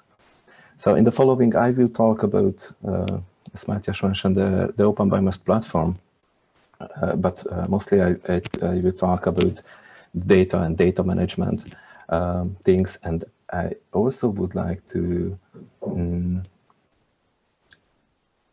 talk about some criticisms against the citizen science, and this is a personal opinion I would like to share with you.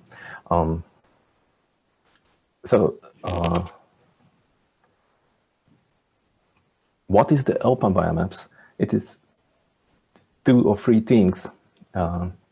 First, it is an idea to build bridges between conservationist researchers and education. This idea is now is more than 10 years old, and we keep running along this idea and do the developments and all the things related to the Open BioMaps to follow this idea. The Open BioMaps also free to use software, several tools, toolkits, different kind of software tools, which all of them open source, which can help to managing biodiversity data for researchers and conservationists. And we also keep running a free service with this platform and tools for those who have not capacity to keep running their own servers. there is a not too big, but very enthusiastic community behind the Open BioMaps developers and users.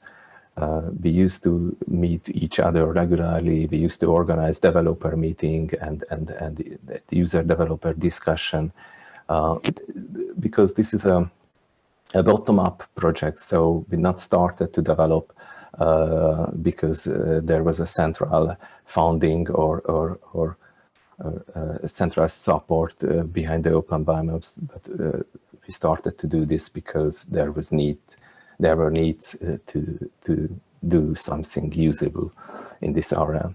So we continuously follow the user's feedback to improve these tools. I mentioned that there is a service, a free service. The free service based on several servers which provided by institutes, different institutes, national parks and research institutes and universities. Here you can see a map which includes almost all servers, but maybe there are more, I don't know. These are the most important servers. Some of them provide public area for any kind of biology projects, and some of them closed and they just serve their own private projects for the users. Mostly the national parks, the servers running by the national parks are closed, and servers running by universities are open, usually.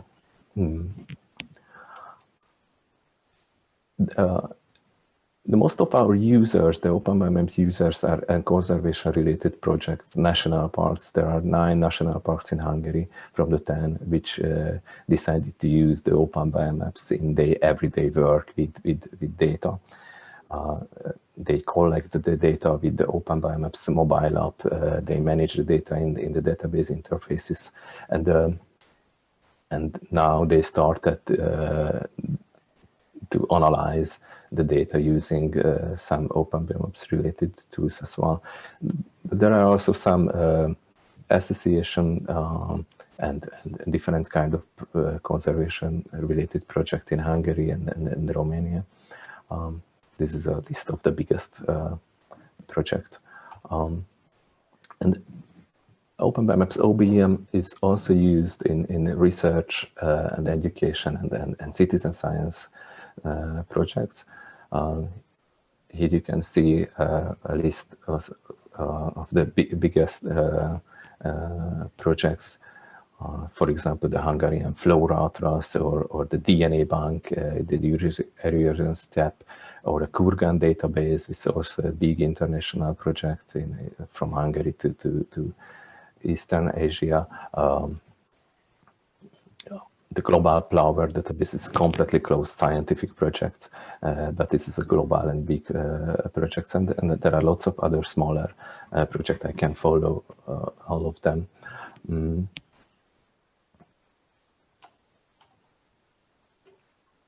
Here you can see an impressive map of the geographical distribution of data stored and managed in Open BioMaps databases. It is a simplified map because the colors do not express the extent of the data, of course. So the most of the data is coming from the Europe and Asia, and the last parts coming from America and the other parts of the world. There are lots of data in Madagascar, thanks to a project a scientific project. So we provide mostly data management tools for professionals, not for citizen scientists. And I would like to share some screen and explanation what kind of tools is this. We have a map for displaying the data, map tools, and also we provide this map tools service as a background service for other applications. So the users, the researchers can connect with other applications, for example, QGIS or ArcGIS, to fetch these data and work in another application. This map tools provides several query options, and these are very flexible. It's really dependent on the needs in the projects, and there are lots of reporting options, which also very flexible and is not determined in the projects. Is dependent on the needs, dependent on the needs how people would like to put together their online interface, database interface. Here you can see some screenshots of the Open BioMaps mobile application, which is, I think it's now is a very popular. It's relatively very popular. It's not so popular like the iNaturalist, but it's very popular in the Open BioMaps users. Thousands of data coming into the databases thanks to this mobile application. Lots of professional data collector use this mobile application, which are available in Android and also in iPhones. This mobile application has an extremely flexible interface. It's really dependent on the interface, how people would like to use it, what kind of data collection they use, and the most of the data collection type which is used by biologists and the field is supported in this application, and is continuously developed and improved always. That's why it always contains lots of errors and bugs, but we try to fix these bugs always, and while we fix a bug, new feature requests coming, and we try to also import these new features in the application. This is an offline application, so you can download predefined structures, forms, and other things in the application, and you can work offline with the application, collect data, and upload the collected data when you have internet connection.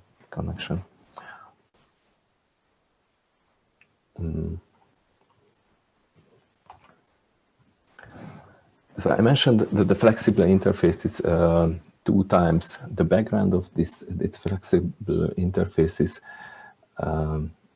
is a very complex management interface. So the people can manage their database structures in a low level way. So they can directly manage the SQL structures. They can add tables, rows. They can change the metadata, the order of the columns. They can create custom data upload forms. They can set which columns, fields are obligatory and which are not, and how the content should be checked. Different kind of checking methods can be put there in these forms. So there are incredible lots of options, which is not so simple. So it's hard to I don't know. So it's not too easy to learn all these things.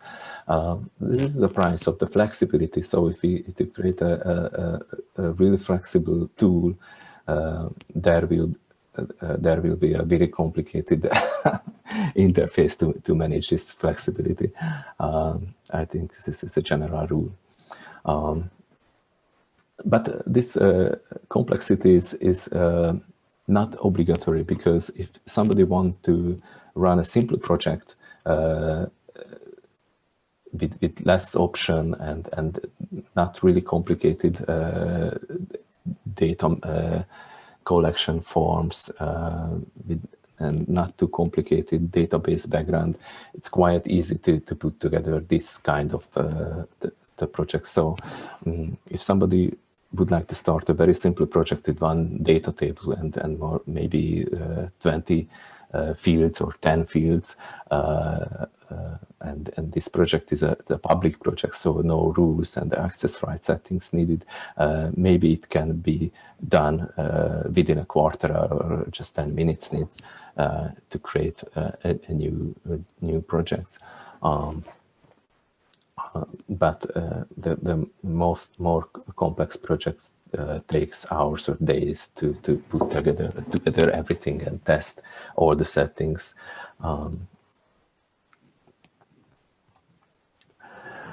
So we also provide data analysis and computation tools for the users. We just started to developing a Shiny interface for data visualization, and we also have an R package, OBM R package, which can help to connect to the database and fetch data, and it support lots of reporting options and the connection with the web interfaces as well. And we continuously working on support this area, which is started to be more interesting recently for the conservationists to do some analysis on the data, and that's why we started to work on the computation support. So we have computational servers, background services provided by provided by the EOSC, the European Open Science Cloud, where we have high capacity computational servers for this computation, which needs a huge server capacity, computational capacity, and we develop tools for use this computational capacity in an easy way.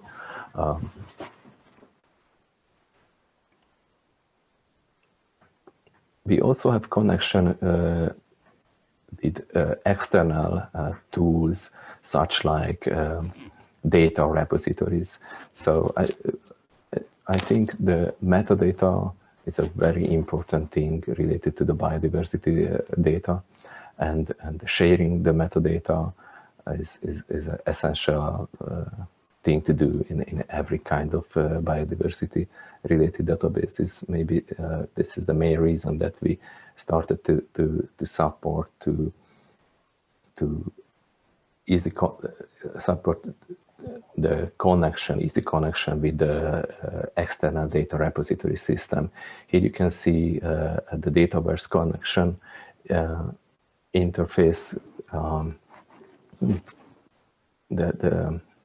The meaning of is this: the people can upload metadata or data into external repositories from their databases, so they can get DOI numbers, identifier for their data, and they can share and publish metadata or data. We also support some community-based, lots of community-based things. For example, the community-based translation. We have a community-based translation interface to translate the mobile application and the web application interface. Also, we use community-based documentation. It's running on the GitHub, and anyone can join to improve the documentation or just mark the problems, highlight the problems, and help people to who actively working on the documentation to improve the documentation.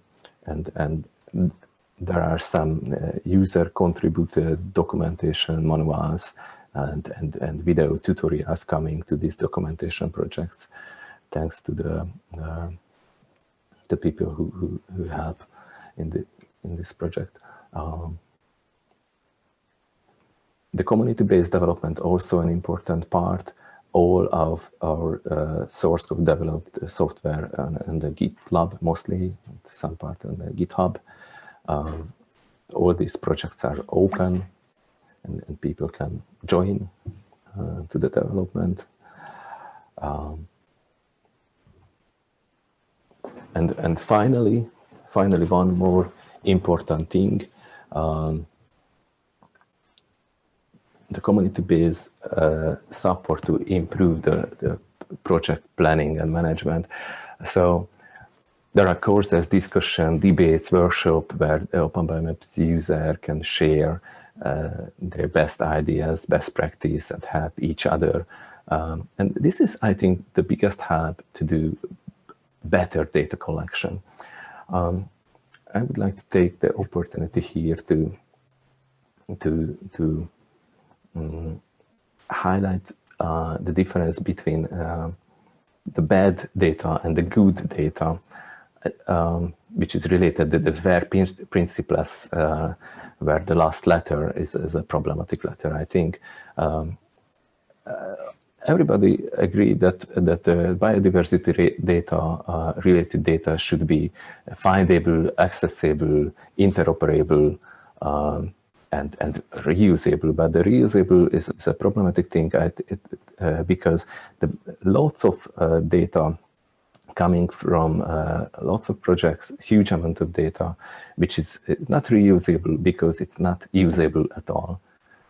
It's meaningless data, lots of meaningless data coming, and this is it's an illusion of citizen science, I think. So now it's a balloon that people produce usable and reusable data, but they just produce data which will be stored for a long time, and it cannot be used for any purpose because there wasn't any question behind the data collection. There are lots of problems with the data, and this caused the storing the data and keep accessible and findable and interoperable data. This cost ultimately paid by the nature with the carbon footprint, because the data storing is not free. Data storage is not free. The internet is not free. Running servers is not free. It is a hidden cost. The people not see this cost. But if we produce tons of megabytes of pictures, this is very expensive to store them, and almost nobody would like to say this data may be not used ever, but it's much easier to jump into the illusion that our data will be good for something, maybe at one day will be used, but the price of this illusion is very high, and that's why I think it's a bit dangerous to support the easy to use interfaces and stupid simple interfaces to create to support citizen science project which can collect lots of raw data, for example, or lots of different kind of data, and that's why the Open BioMaps mainly focuses on the professional, the needs of the professionals, not for the citizen sciences. We support the citizen science project, especially when the professionals start a citizen science project with real question and good question, and they just collect those data which will be really used and good quality data. and we not support this that way, that we exclude any project from the open biomaps, but the simple rule that our interfaces is not really simple, not stupid simple, is a way to support the professionals even rather than the citizen science projects. So that's all I wanted to tell you here. Thank you very much. Thank you so much, Miki, for this presentation and for opening the open biomaps to the other countries by this way. And I hope that the open biomaps will find the other users and the other citizen science projects. Yeah, thank you so much. And again, we have some space for any questions. I can see the question. Maybe it's not really a question, but in chat from Ludka Chinovska. Wow, Miklós, thank you for this idea that information storage is not for free. I was thinking about this, and it is not a common idea. So it's not. No, it's not a common idea. The storage is not free, so it's also very important to think about this and in any project. Especially those projects which are related with nature conservation. So yeah. So if you buy a new mobile phone for collect nature observation data for the nature conservation, I think it's a bad idea. The worst thing that we can do. Okay, maybe you could. That reminds me that you also cooperate with some Fairphones. Yes. Can you mention it? I try to make a connection with the Fairphone, the company, because they seem to be a bit more fair than any other mobile phone company. But this is not a real important thing. They sent us 2 phones to test. We test them, and we find that it's not better than any other phone. Okay. Okay. And I don't want to promote the Fairphone. Okay. Just it reminded me. Thank you for clarifying. Well, so because Miki has to go in a few minutes, so he will not be able to answer your question in the chat if you will have chat. But again, I remind that I can stay 10 minutes. Yes. Okay. So if there is any question, I can answer. Thank you, Miki. And I will circulate the email contacts on the speakers. So after the symposium, also you can ask any questions to the speakers. Okay. Thank you. So thank you once again, Miki, for a nice presentation. And now I'm giving the space to Daniel Dörler from BOKU University, who will share the rich experience from the field and from different aspects of citizen science projects and also communication. So that's yours, Daniel. Thank you very much. Also, thank you very much for the invitation and for having me. I will just share my screen, go right into the topic. I'm a senior scientist at the University of Natural Resources and Life Sciences in Vienna. I'm a senior scientist for citizen science. And yeah, I was asked today to give a short overview of citizen science as a tool for biodiversity monitoring and communication. And this is what I essentially want to do today.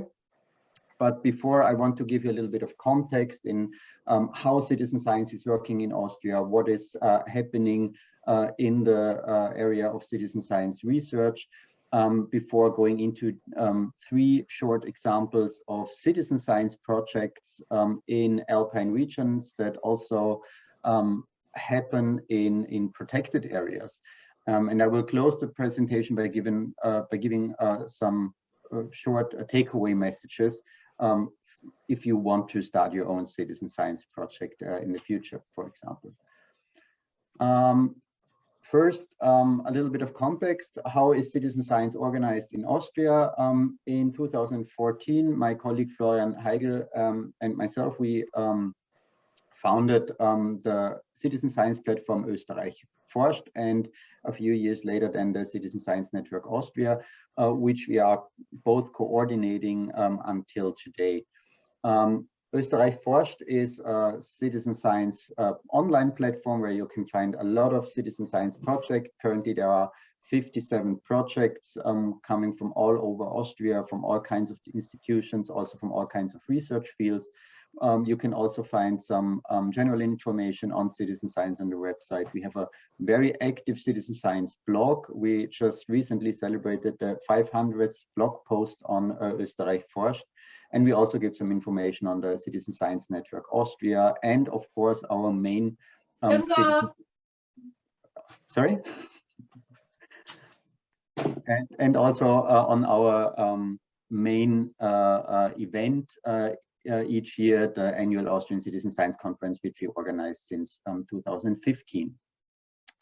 And big parts of this platform are also available in English. So if you want to have a look at it, especially on all the different projects, you can certainly do this even if you don't speak German. I already spoke about the Citizen Science Network Austria. This is a quite diverse network. So we have a lot of universities in the network, of course, and also NGOs and public authorities and companies, but also smaller organizations like small museums, also foundations, or national parks are part of the network. And in the network, we really want to exchange our experience and our knowledge on citizen science, and yeah, increase and strengthen the quality of citizen science in Austria.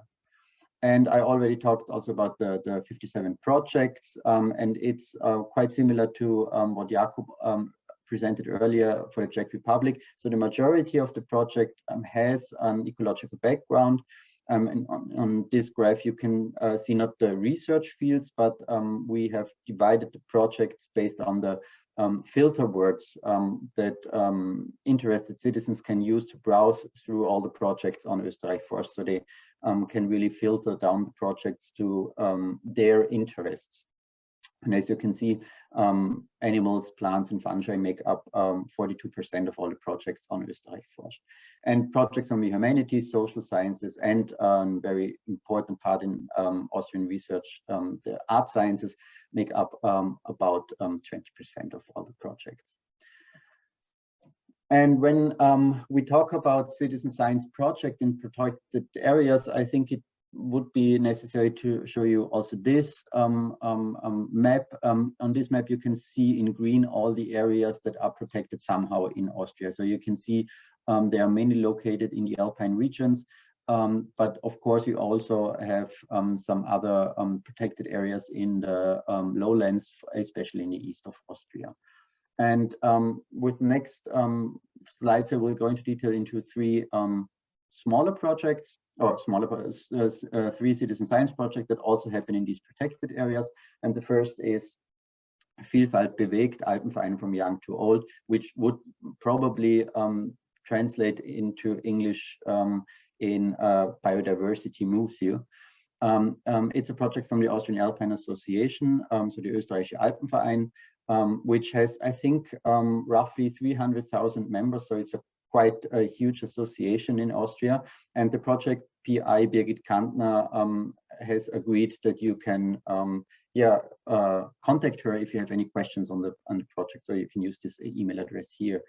The project goals of this project is to observe and document the distribution of 20 alpine plant and animal species above the tree line.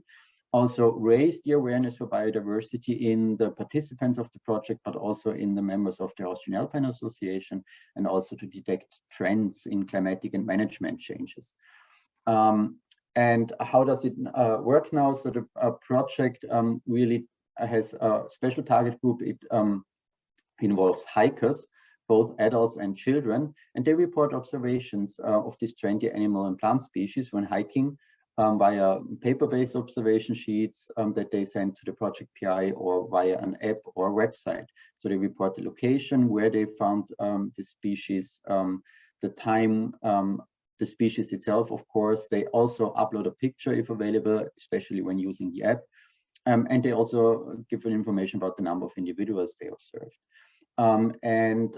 As you can see, hikers are a very diverse target group, so you really need to have a good communication plan if you really want to involve this very diverse group of people in a project. And they have really come up with some great ideas. For children, they have developed a memory game.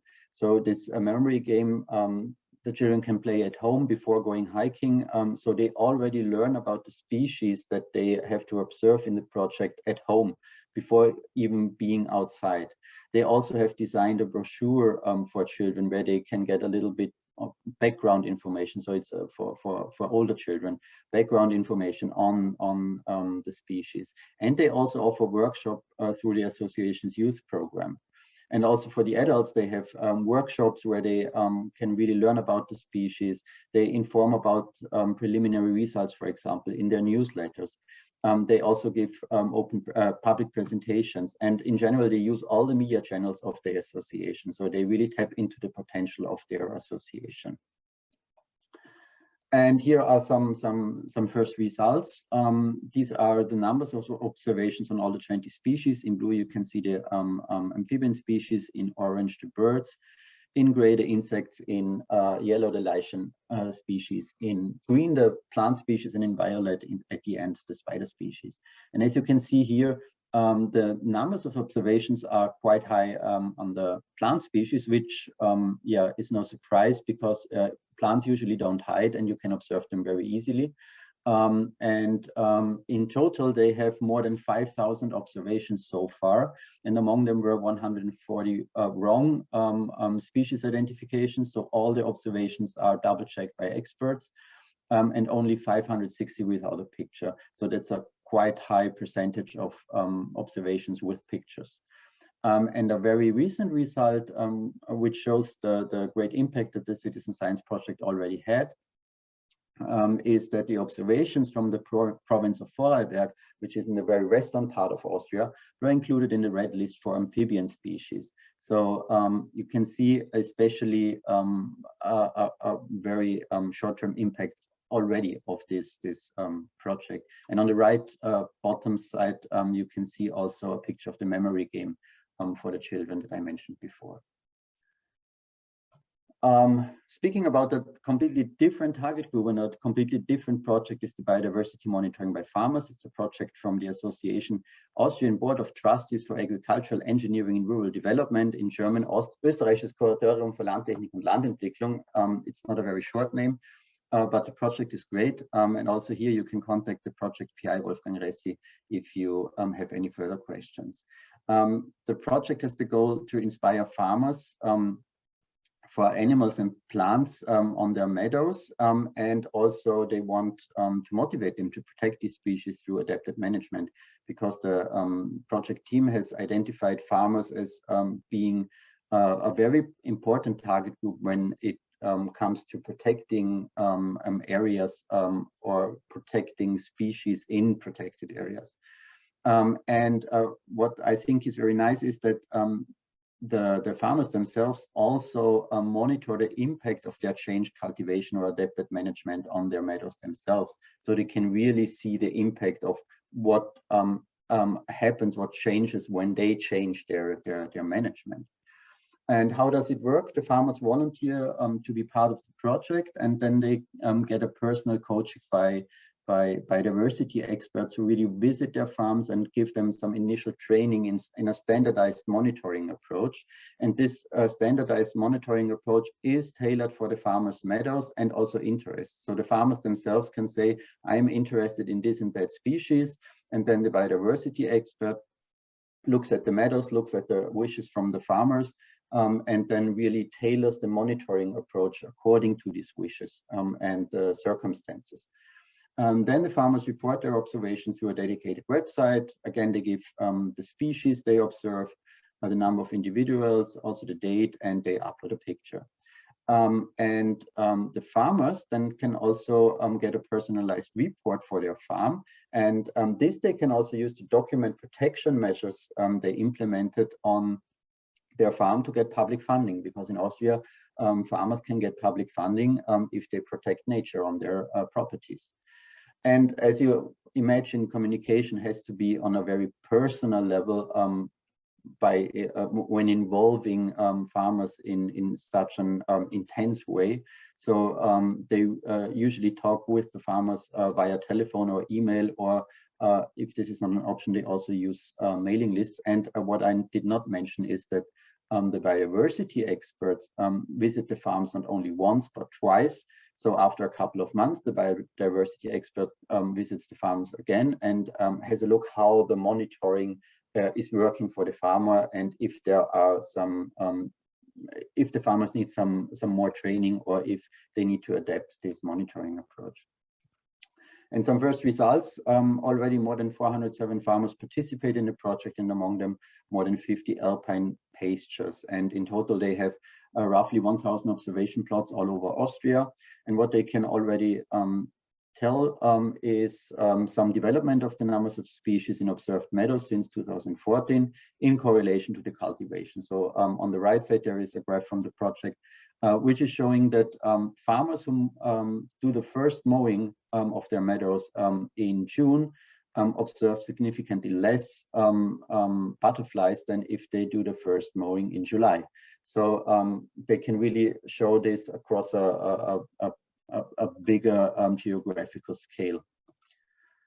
And speaking about butterflies, I come to the last project example, the project Vielfalter butterfly monitoring. This is a project done by the University of Innsbruck. And again, here you can contact the project PI Johannes Rüdiger if you have any further questions on this.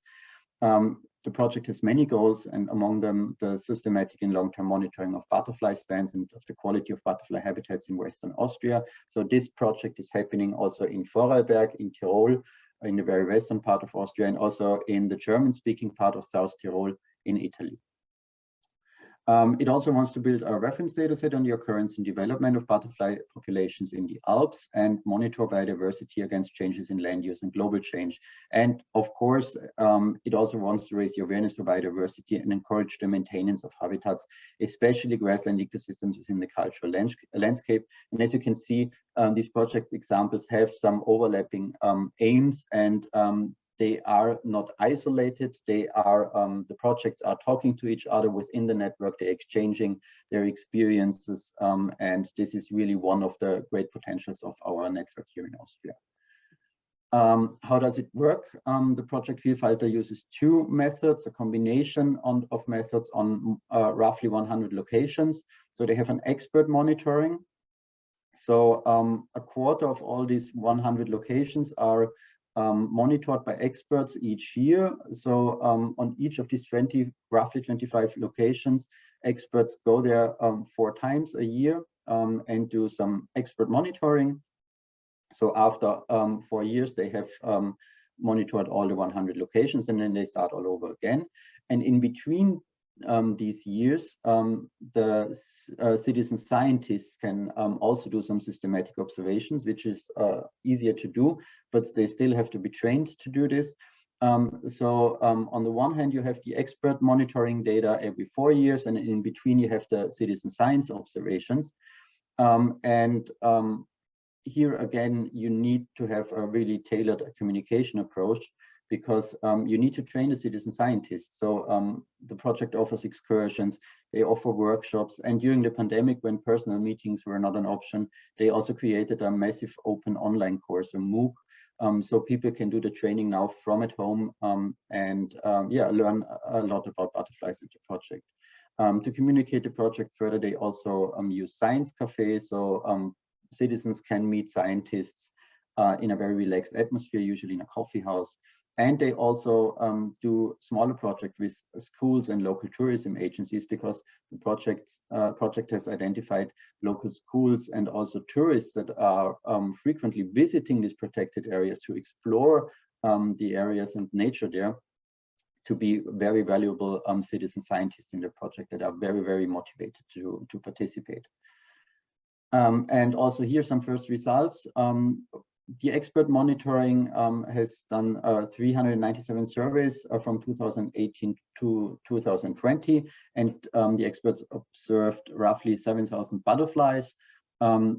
The citizen scientists did 984 surveys in the same time period, and they counted roughly 5,500 butterflies. What is really nice is that both the experts and the citizen scientists observed several protected species, so they really complement each other.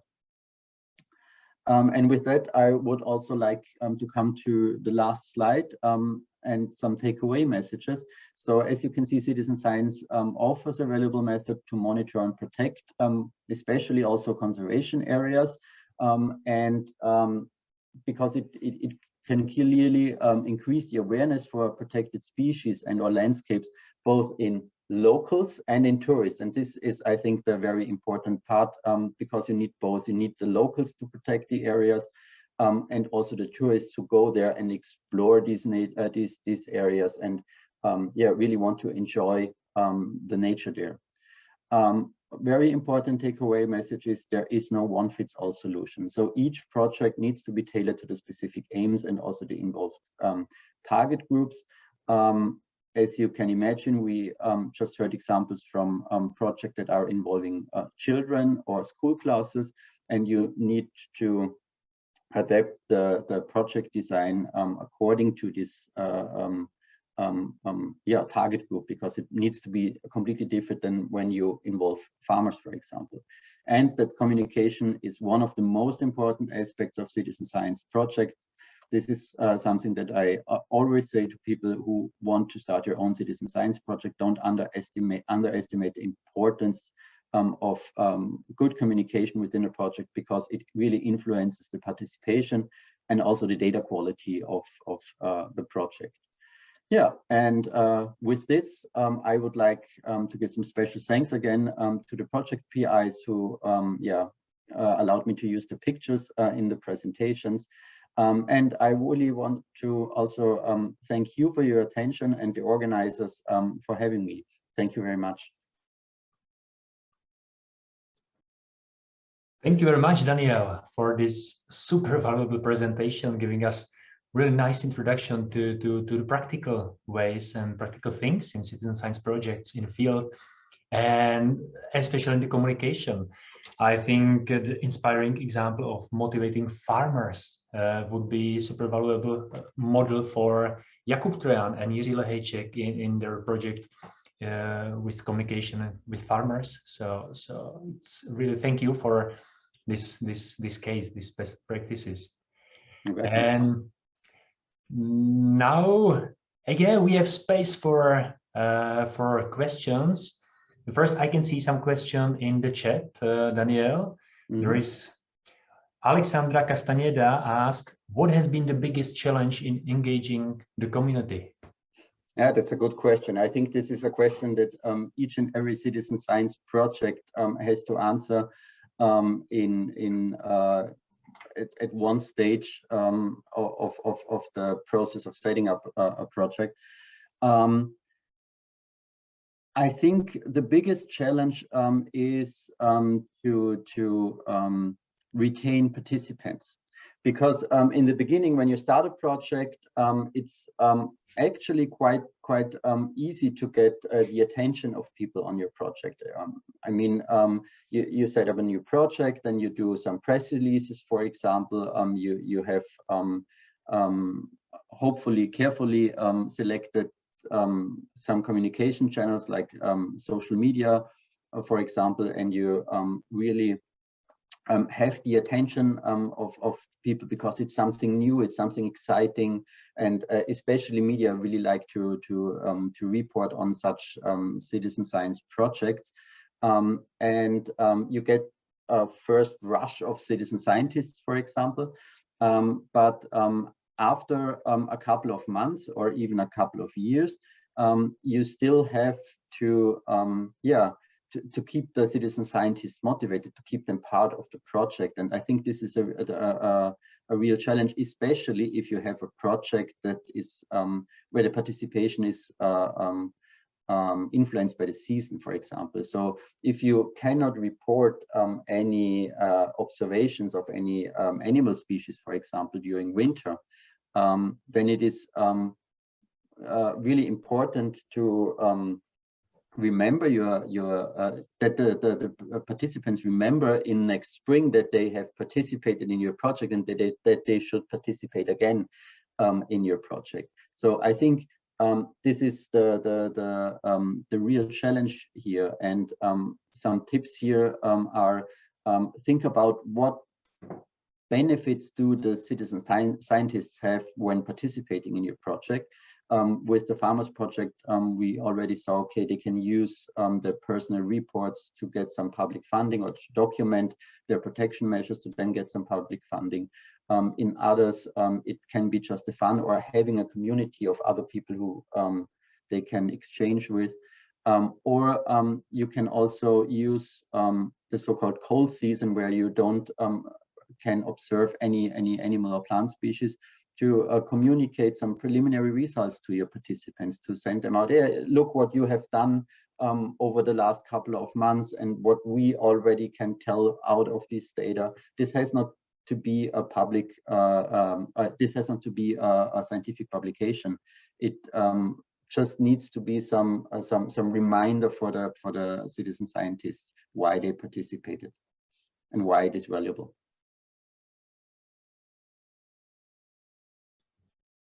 Super answer. Thank you, Daniel. And I believe that these examples can be really nicely transferred to Carpathian region, because as I know, we have so many meadows and so many farmlands which can be well managed or better managed. So it needs to be, the communication needs to be done there, and it's really a huge task for protected areas and for municipalities. Mm-hmm. So I think it will be a very nice example and nice points for the others, not only in the whole Europe, but here in Carpathian region. Mm-hmm. Yes. So thank you once again, Daniel. And if you don't have any questions now, you can also write the question again to the chat room, and Daniel will be ready for the next 20 minutes, I would say, until the end. So we have the last presentation, which is given by myself. So I will share the screen.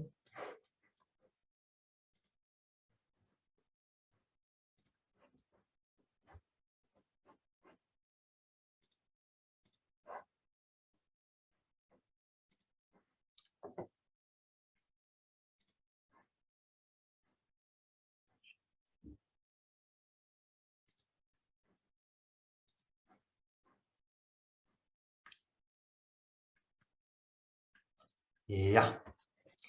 So in this last presentation, I would like to follow up on the citizen science methods and tools, and especially platforms which we can use for citizen science projects and starting any citizen science project and for collecting data.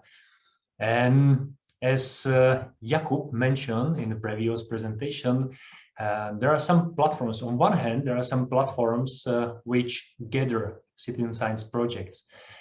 Regardless, they focus on sociology, psychology, sociology, or physics, chemistry, or ecology, and also they're like hub or platform for analyzing data, or some of them. But on the other hand, we have some mobile or desktop applications which are focused for biodiversity data collection, which were also already mentioned by Jakub and by Daniel and by Nikki, like PlantNet, which is for identifying plants, or eBird, nice American platform or application for monitoring the birds. And we know about really huge number of nice scientific reports, scientific papers using these data from the public, from eBird application. Also, we have some applications for herb mapping, or also you can report the condition of Natura 2000 sites in whole Europe through the application. It's also nice crowdsourcing, maybe citizen science project. In previous presentation from Mickey, we could hear about open biomaps like as one of the tools widely used, at least in Hungary, but it's still expanding to the other countries because it's very valuable, and it's also used for analyzing data, not just for collecting and for monitoring. And my turn is about the other platform, which I would like to mention here. It was also mentioned earlier, and it's iNaturalist platform, which is joint initiative by the California Academy of Sciences and the National Geographic Society. And it's very widely used across the world with now more than 2 million of observers. And as you can see here on the map, on the world map, right now in the iNaturalist platform or in the iNaturalist storage is more than 90 million observations from people around the world. And it needs to be said that in 2020, it was about 50 million observations. So the increase is really rapid. And 2 million observers, both volunteers and scientists. It's also a very nice number, and it's still increasing. You can have a little overview about using this application throughout the world. So you can expect that it will be in America, but also in Europe, not just West Europe, but Central Europe and also Eastern Europe, and in some other parts of the world.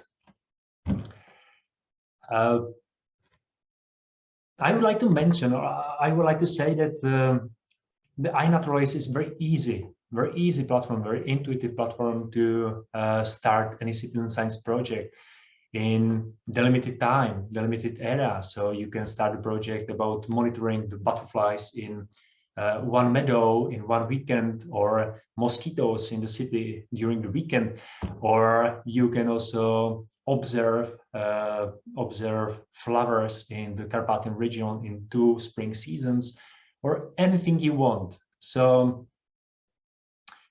the starting the project and using the iNaturalist is not an issue, but the issue is what Daniel mentioned in the previous presentation, is importance of the communication. So it's the motivation people and to sharing the results, and all parts of the communication are the bigger part of leading or organizing any citizen science project. And it's also about nice or very valuable scientific questions and possibly conservation management action consequently in the future. What is the other advantage of this iNaturalist platform? That all data are, or not all data, but all verified data are automatically transferred to GBIF. This is Global Biodiversity Information Facility, and it's open access to data about all types of life on Earth. And if you have a look briefly to GBIF, you can see that there are more than 2 billion of verified records from many data sets, and iNaturalist is one of the most important data sets sending the data to GBIF. What is the other advantage of this platform? Not GBIF, but iNaturalist. Or next to it is intuitive, but also artificial intelligence is implemented in this platform. So it means that it helps you identify what you just could see. You could take a picture of anything and you don't even know what is that, but there is artificial intelligence which can help you to identify, and there are dozens and dozens volunteers and professionals which can help you to identify or to confirm, to verify your identification. And once the record is verified, it goes to GBIF. Of course, there is a huge discussion about verification process. If there are like sufficient number of verifications or of the persons or the steps which are necessary for verification. But from many scientific papers, we can see, and from many conservation management practices, we can see that these data are super valuable. But I was mentioning so many advantages of this iNaturalist platform, but also I need to say some disadvantages or maybe more challenges of this platform or using this platform. And it's about languages.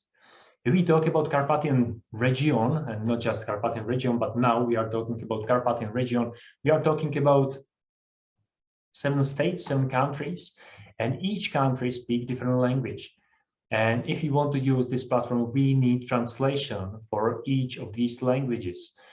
And if you have a look briefly to translation crowdsourcing project of iNaturalist,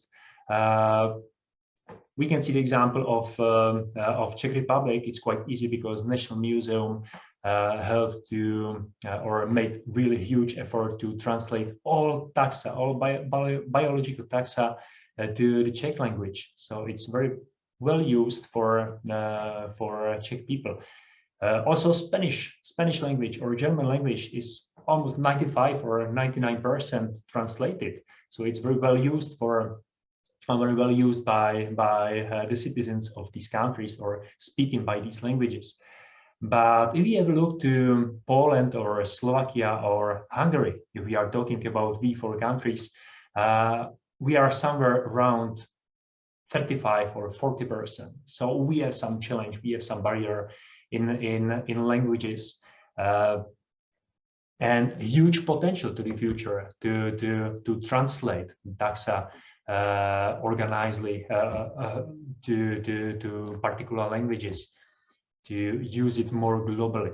But if I go back to the map, you can see that despite these language barriers, the application is used and widely used in also these countries where the translation is not on 100%, because again, there are English names, there are Latin names, there are pictures, and you can create your life list in your application. You can be the others with your life list, and you can take pictures of different organisms throughout the world when you travel somewhere.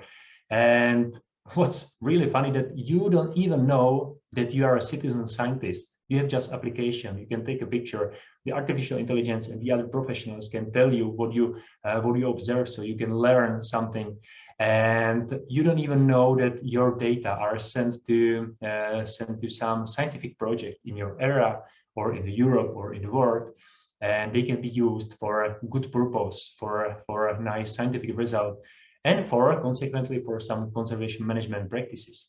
So this is very nice, very interesting age of collecting data and sending the data even without your not confirmation, but you don't really need to know about the project. But again, as Daniel mentioned earlier, once you communicate your project, once you motivate and personally motivate and the local stakeholders and your volunteers and citizen scientists, you can have nice impact of your project.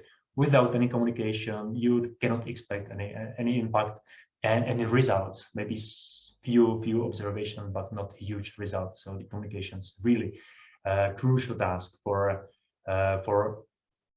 coordinating any citizen science project, as mentioned earlier. I have here the other thing of the other part and main part of this, not main part, but very important part of the citizen science practice. I guess that many of you have heard about City Nature Challenge, which is a nice example of collective monitoring of biodiversity inside the cities throughout the world. And this is BioBlitz event. BioBlitz event is the kind of snapshot study of specific location where scientists and the community work together to record as many species in some delimited time frame.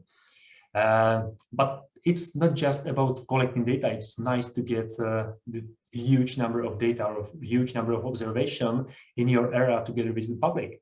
But the more important part is the involvement or the potential of involvement the community in their local environment, the increasing their appreciation and increasing environmental awareness and education in this area.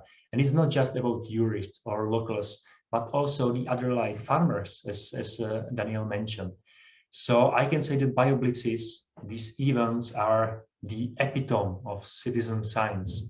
And that's the reason why we would like to invite you to one weekend BioBlitz, which will take place in May, from May 13th till May 15th, from Friday to Sunday, in the Carpathian region, in all protected areas in the Carpathian region, but doesn't need to be just Carpathian region.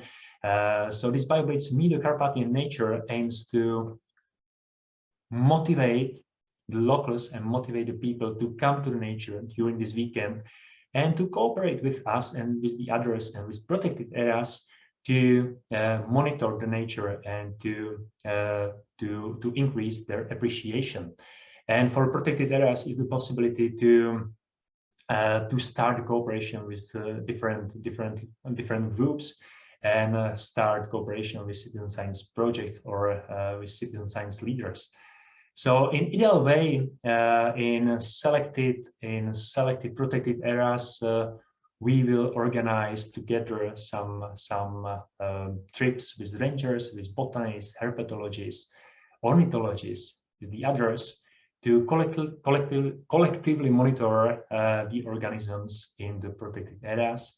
But if you have the time, you can, during this weekend, but not only just this weekend, but for this weekend, it's important. So during this weekend, you can go to any protected areas in Carpathians, and you can try the platform you like. It can be iNaturalist, it can be Open BioMaps, it can be some different platform, or it can be just paper. It can be paper, and you can send your result to protected area or to us. And together we can have a look for some results, how we can appreciate the nature of Carpathians, what organisms we can find. It needs to be said that the protected areas are very sensitive for going outside some path, some tracks. So the people or the volunteers or the citizen scientists need to respect the rules of particular protected areas. So if you are interested in, just stay in touch with us. You can visit our website carpathians.citizenscience.cz, and in following weeks we will circulate or we will share with you the information about this Meet the Carpathian Nature Weekend. And we will also circulate the report and recording of this online symposium with you. So you will find this useful information in your emails and on our website. So this is my last word. It was quite brief, but there were so many information during this online symposium. And I'm super happy that we have 12 o'clock, so we squeeze the time, and now we have some time for any questions, for any speakers who talked here today about not just citizen science, but about the importance of communication and about the other practical cases. So from my side, thank you so much for being here. Thank you so much for attending and for giving some question. Thank you, the speakers, for covering the question and for giving these excellent presentations.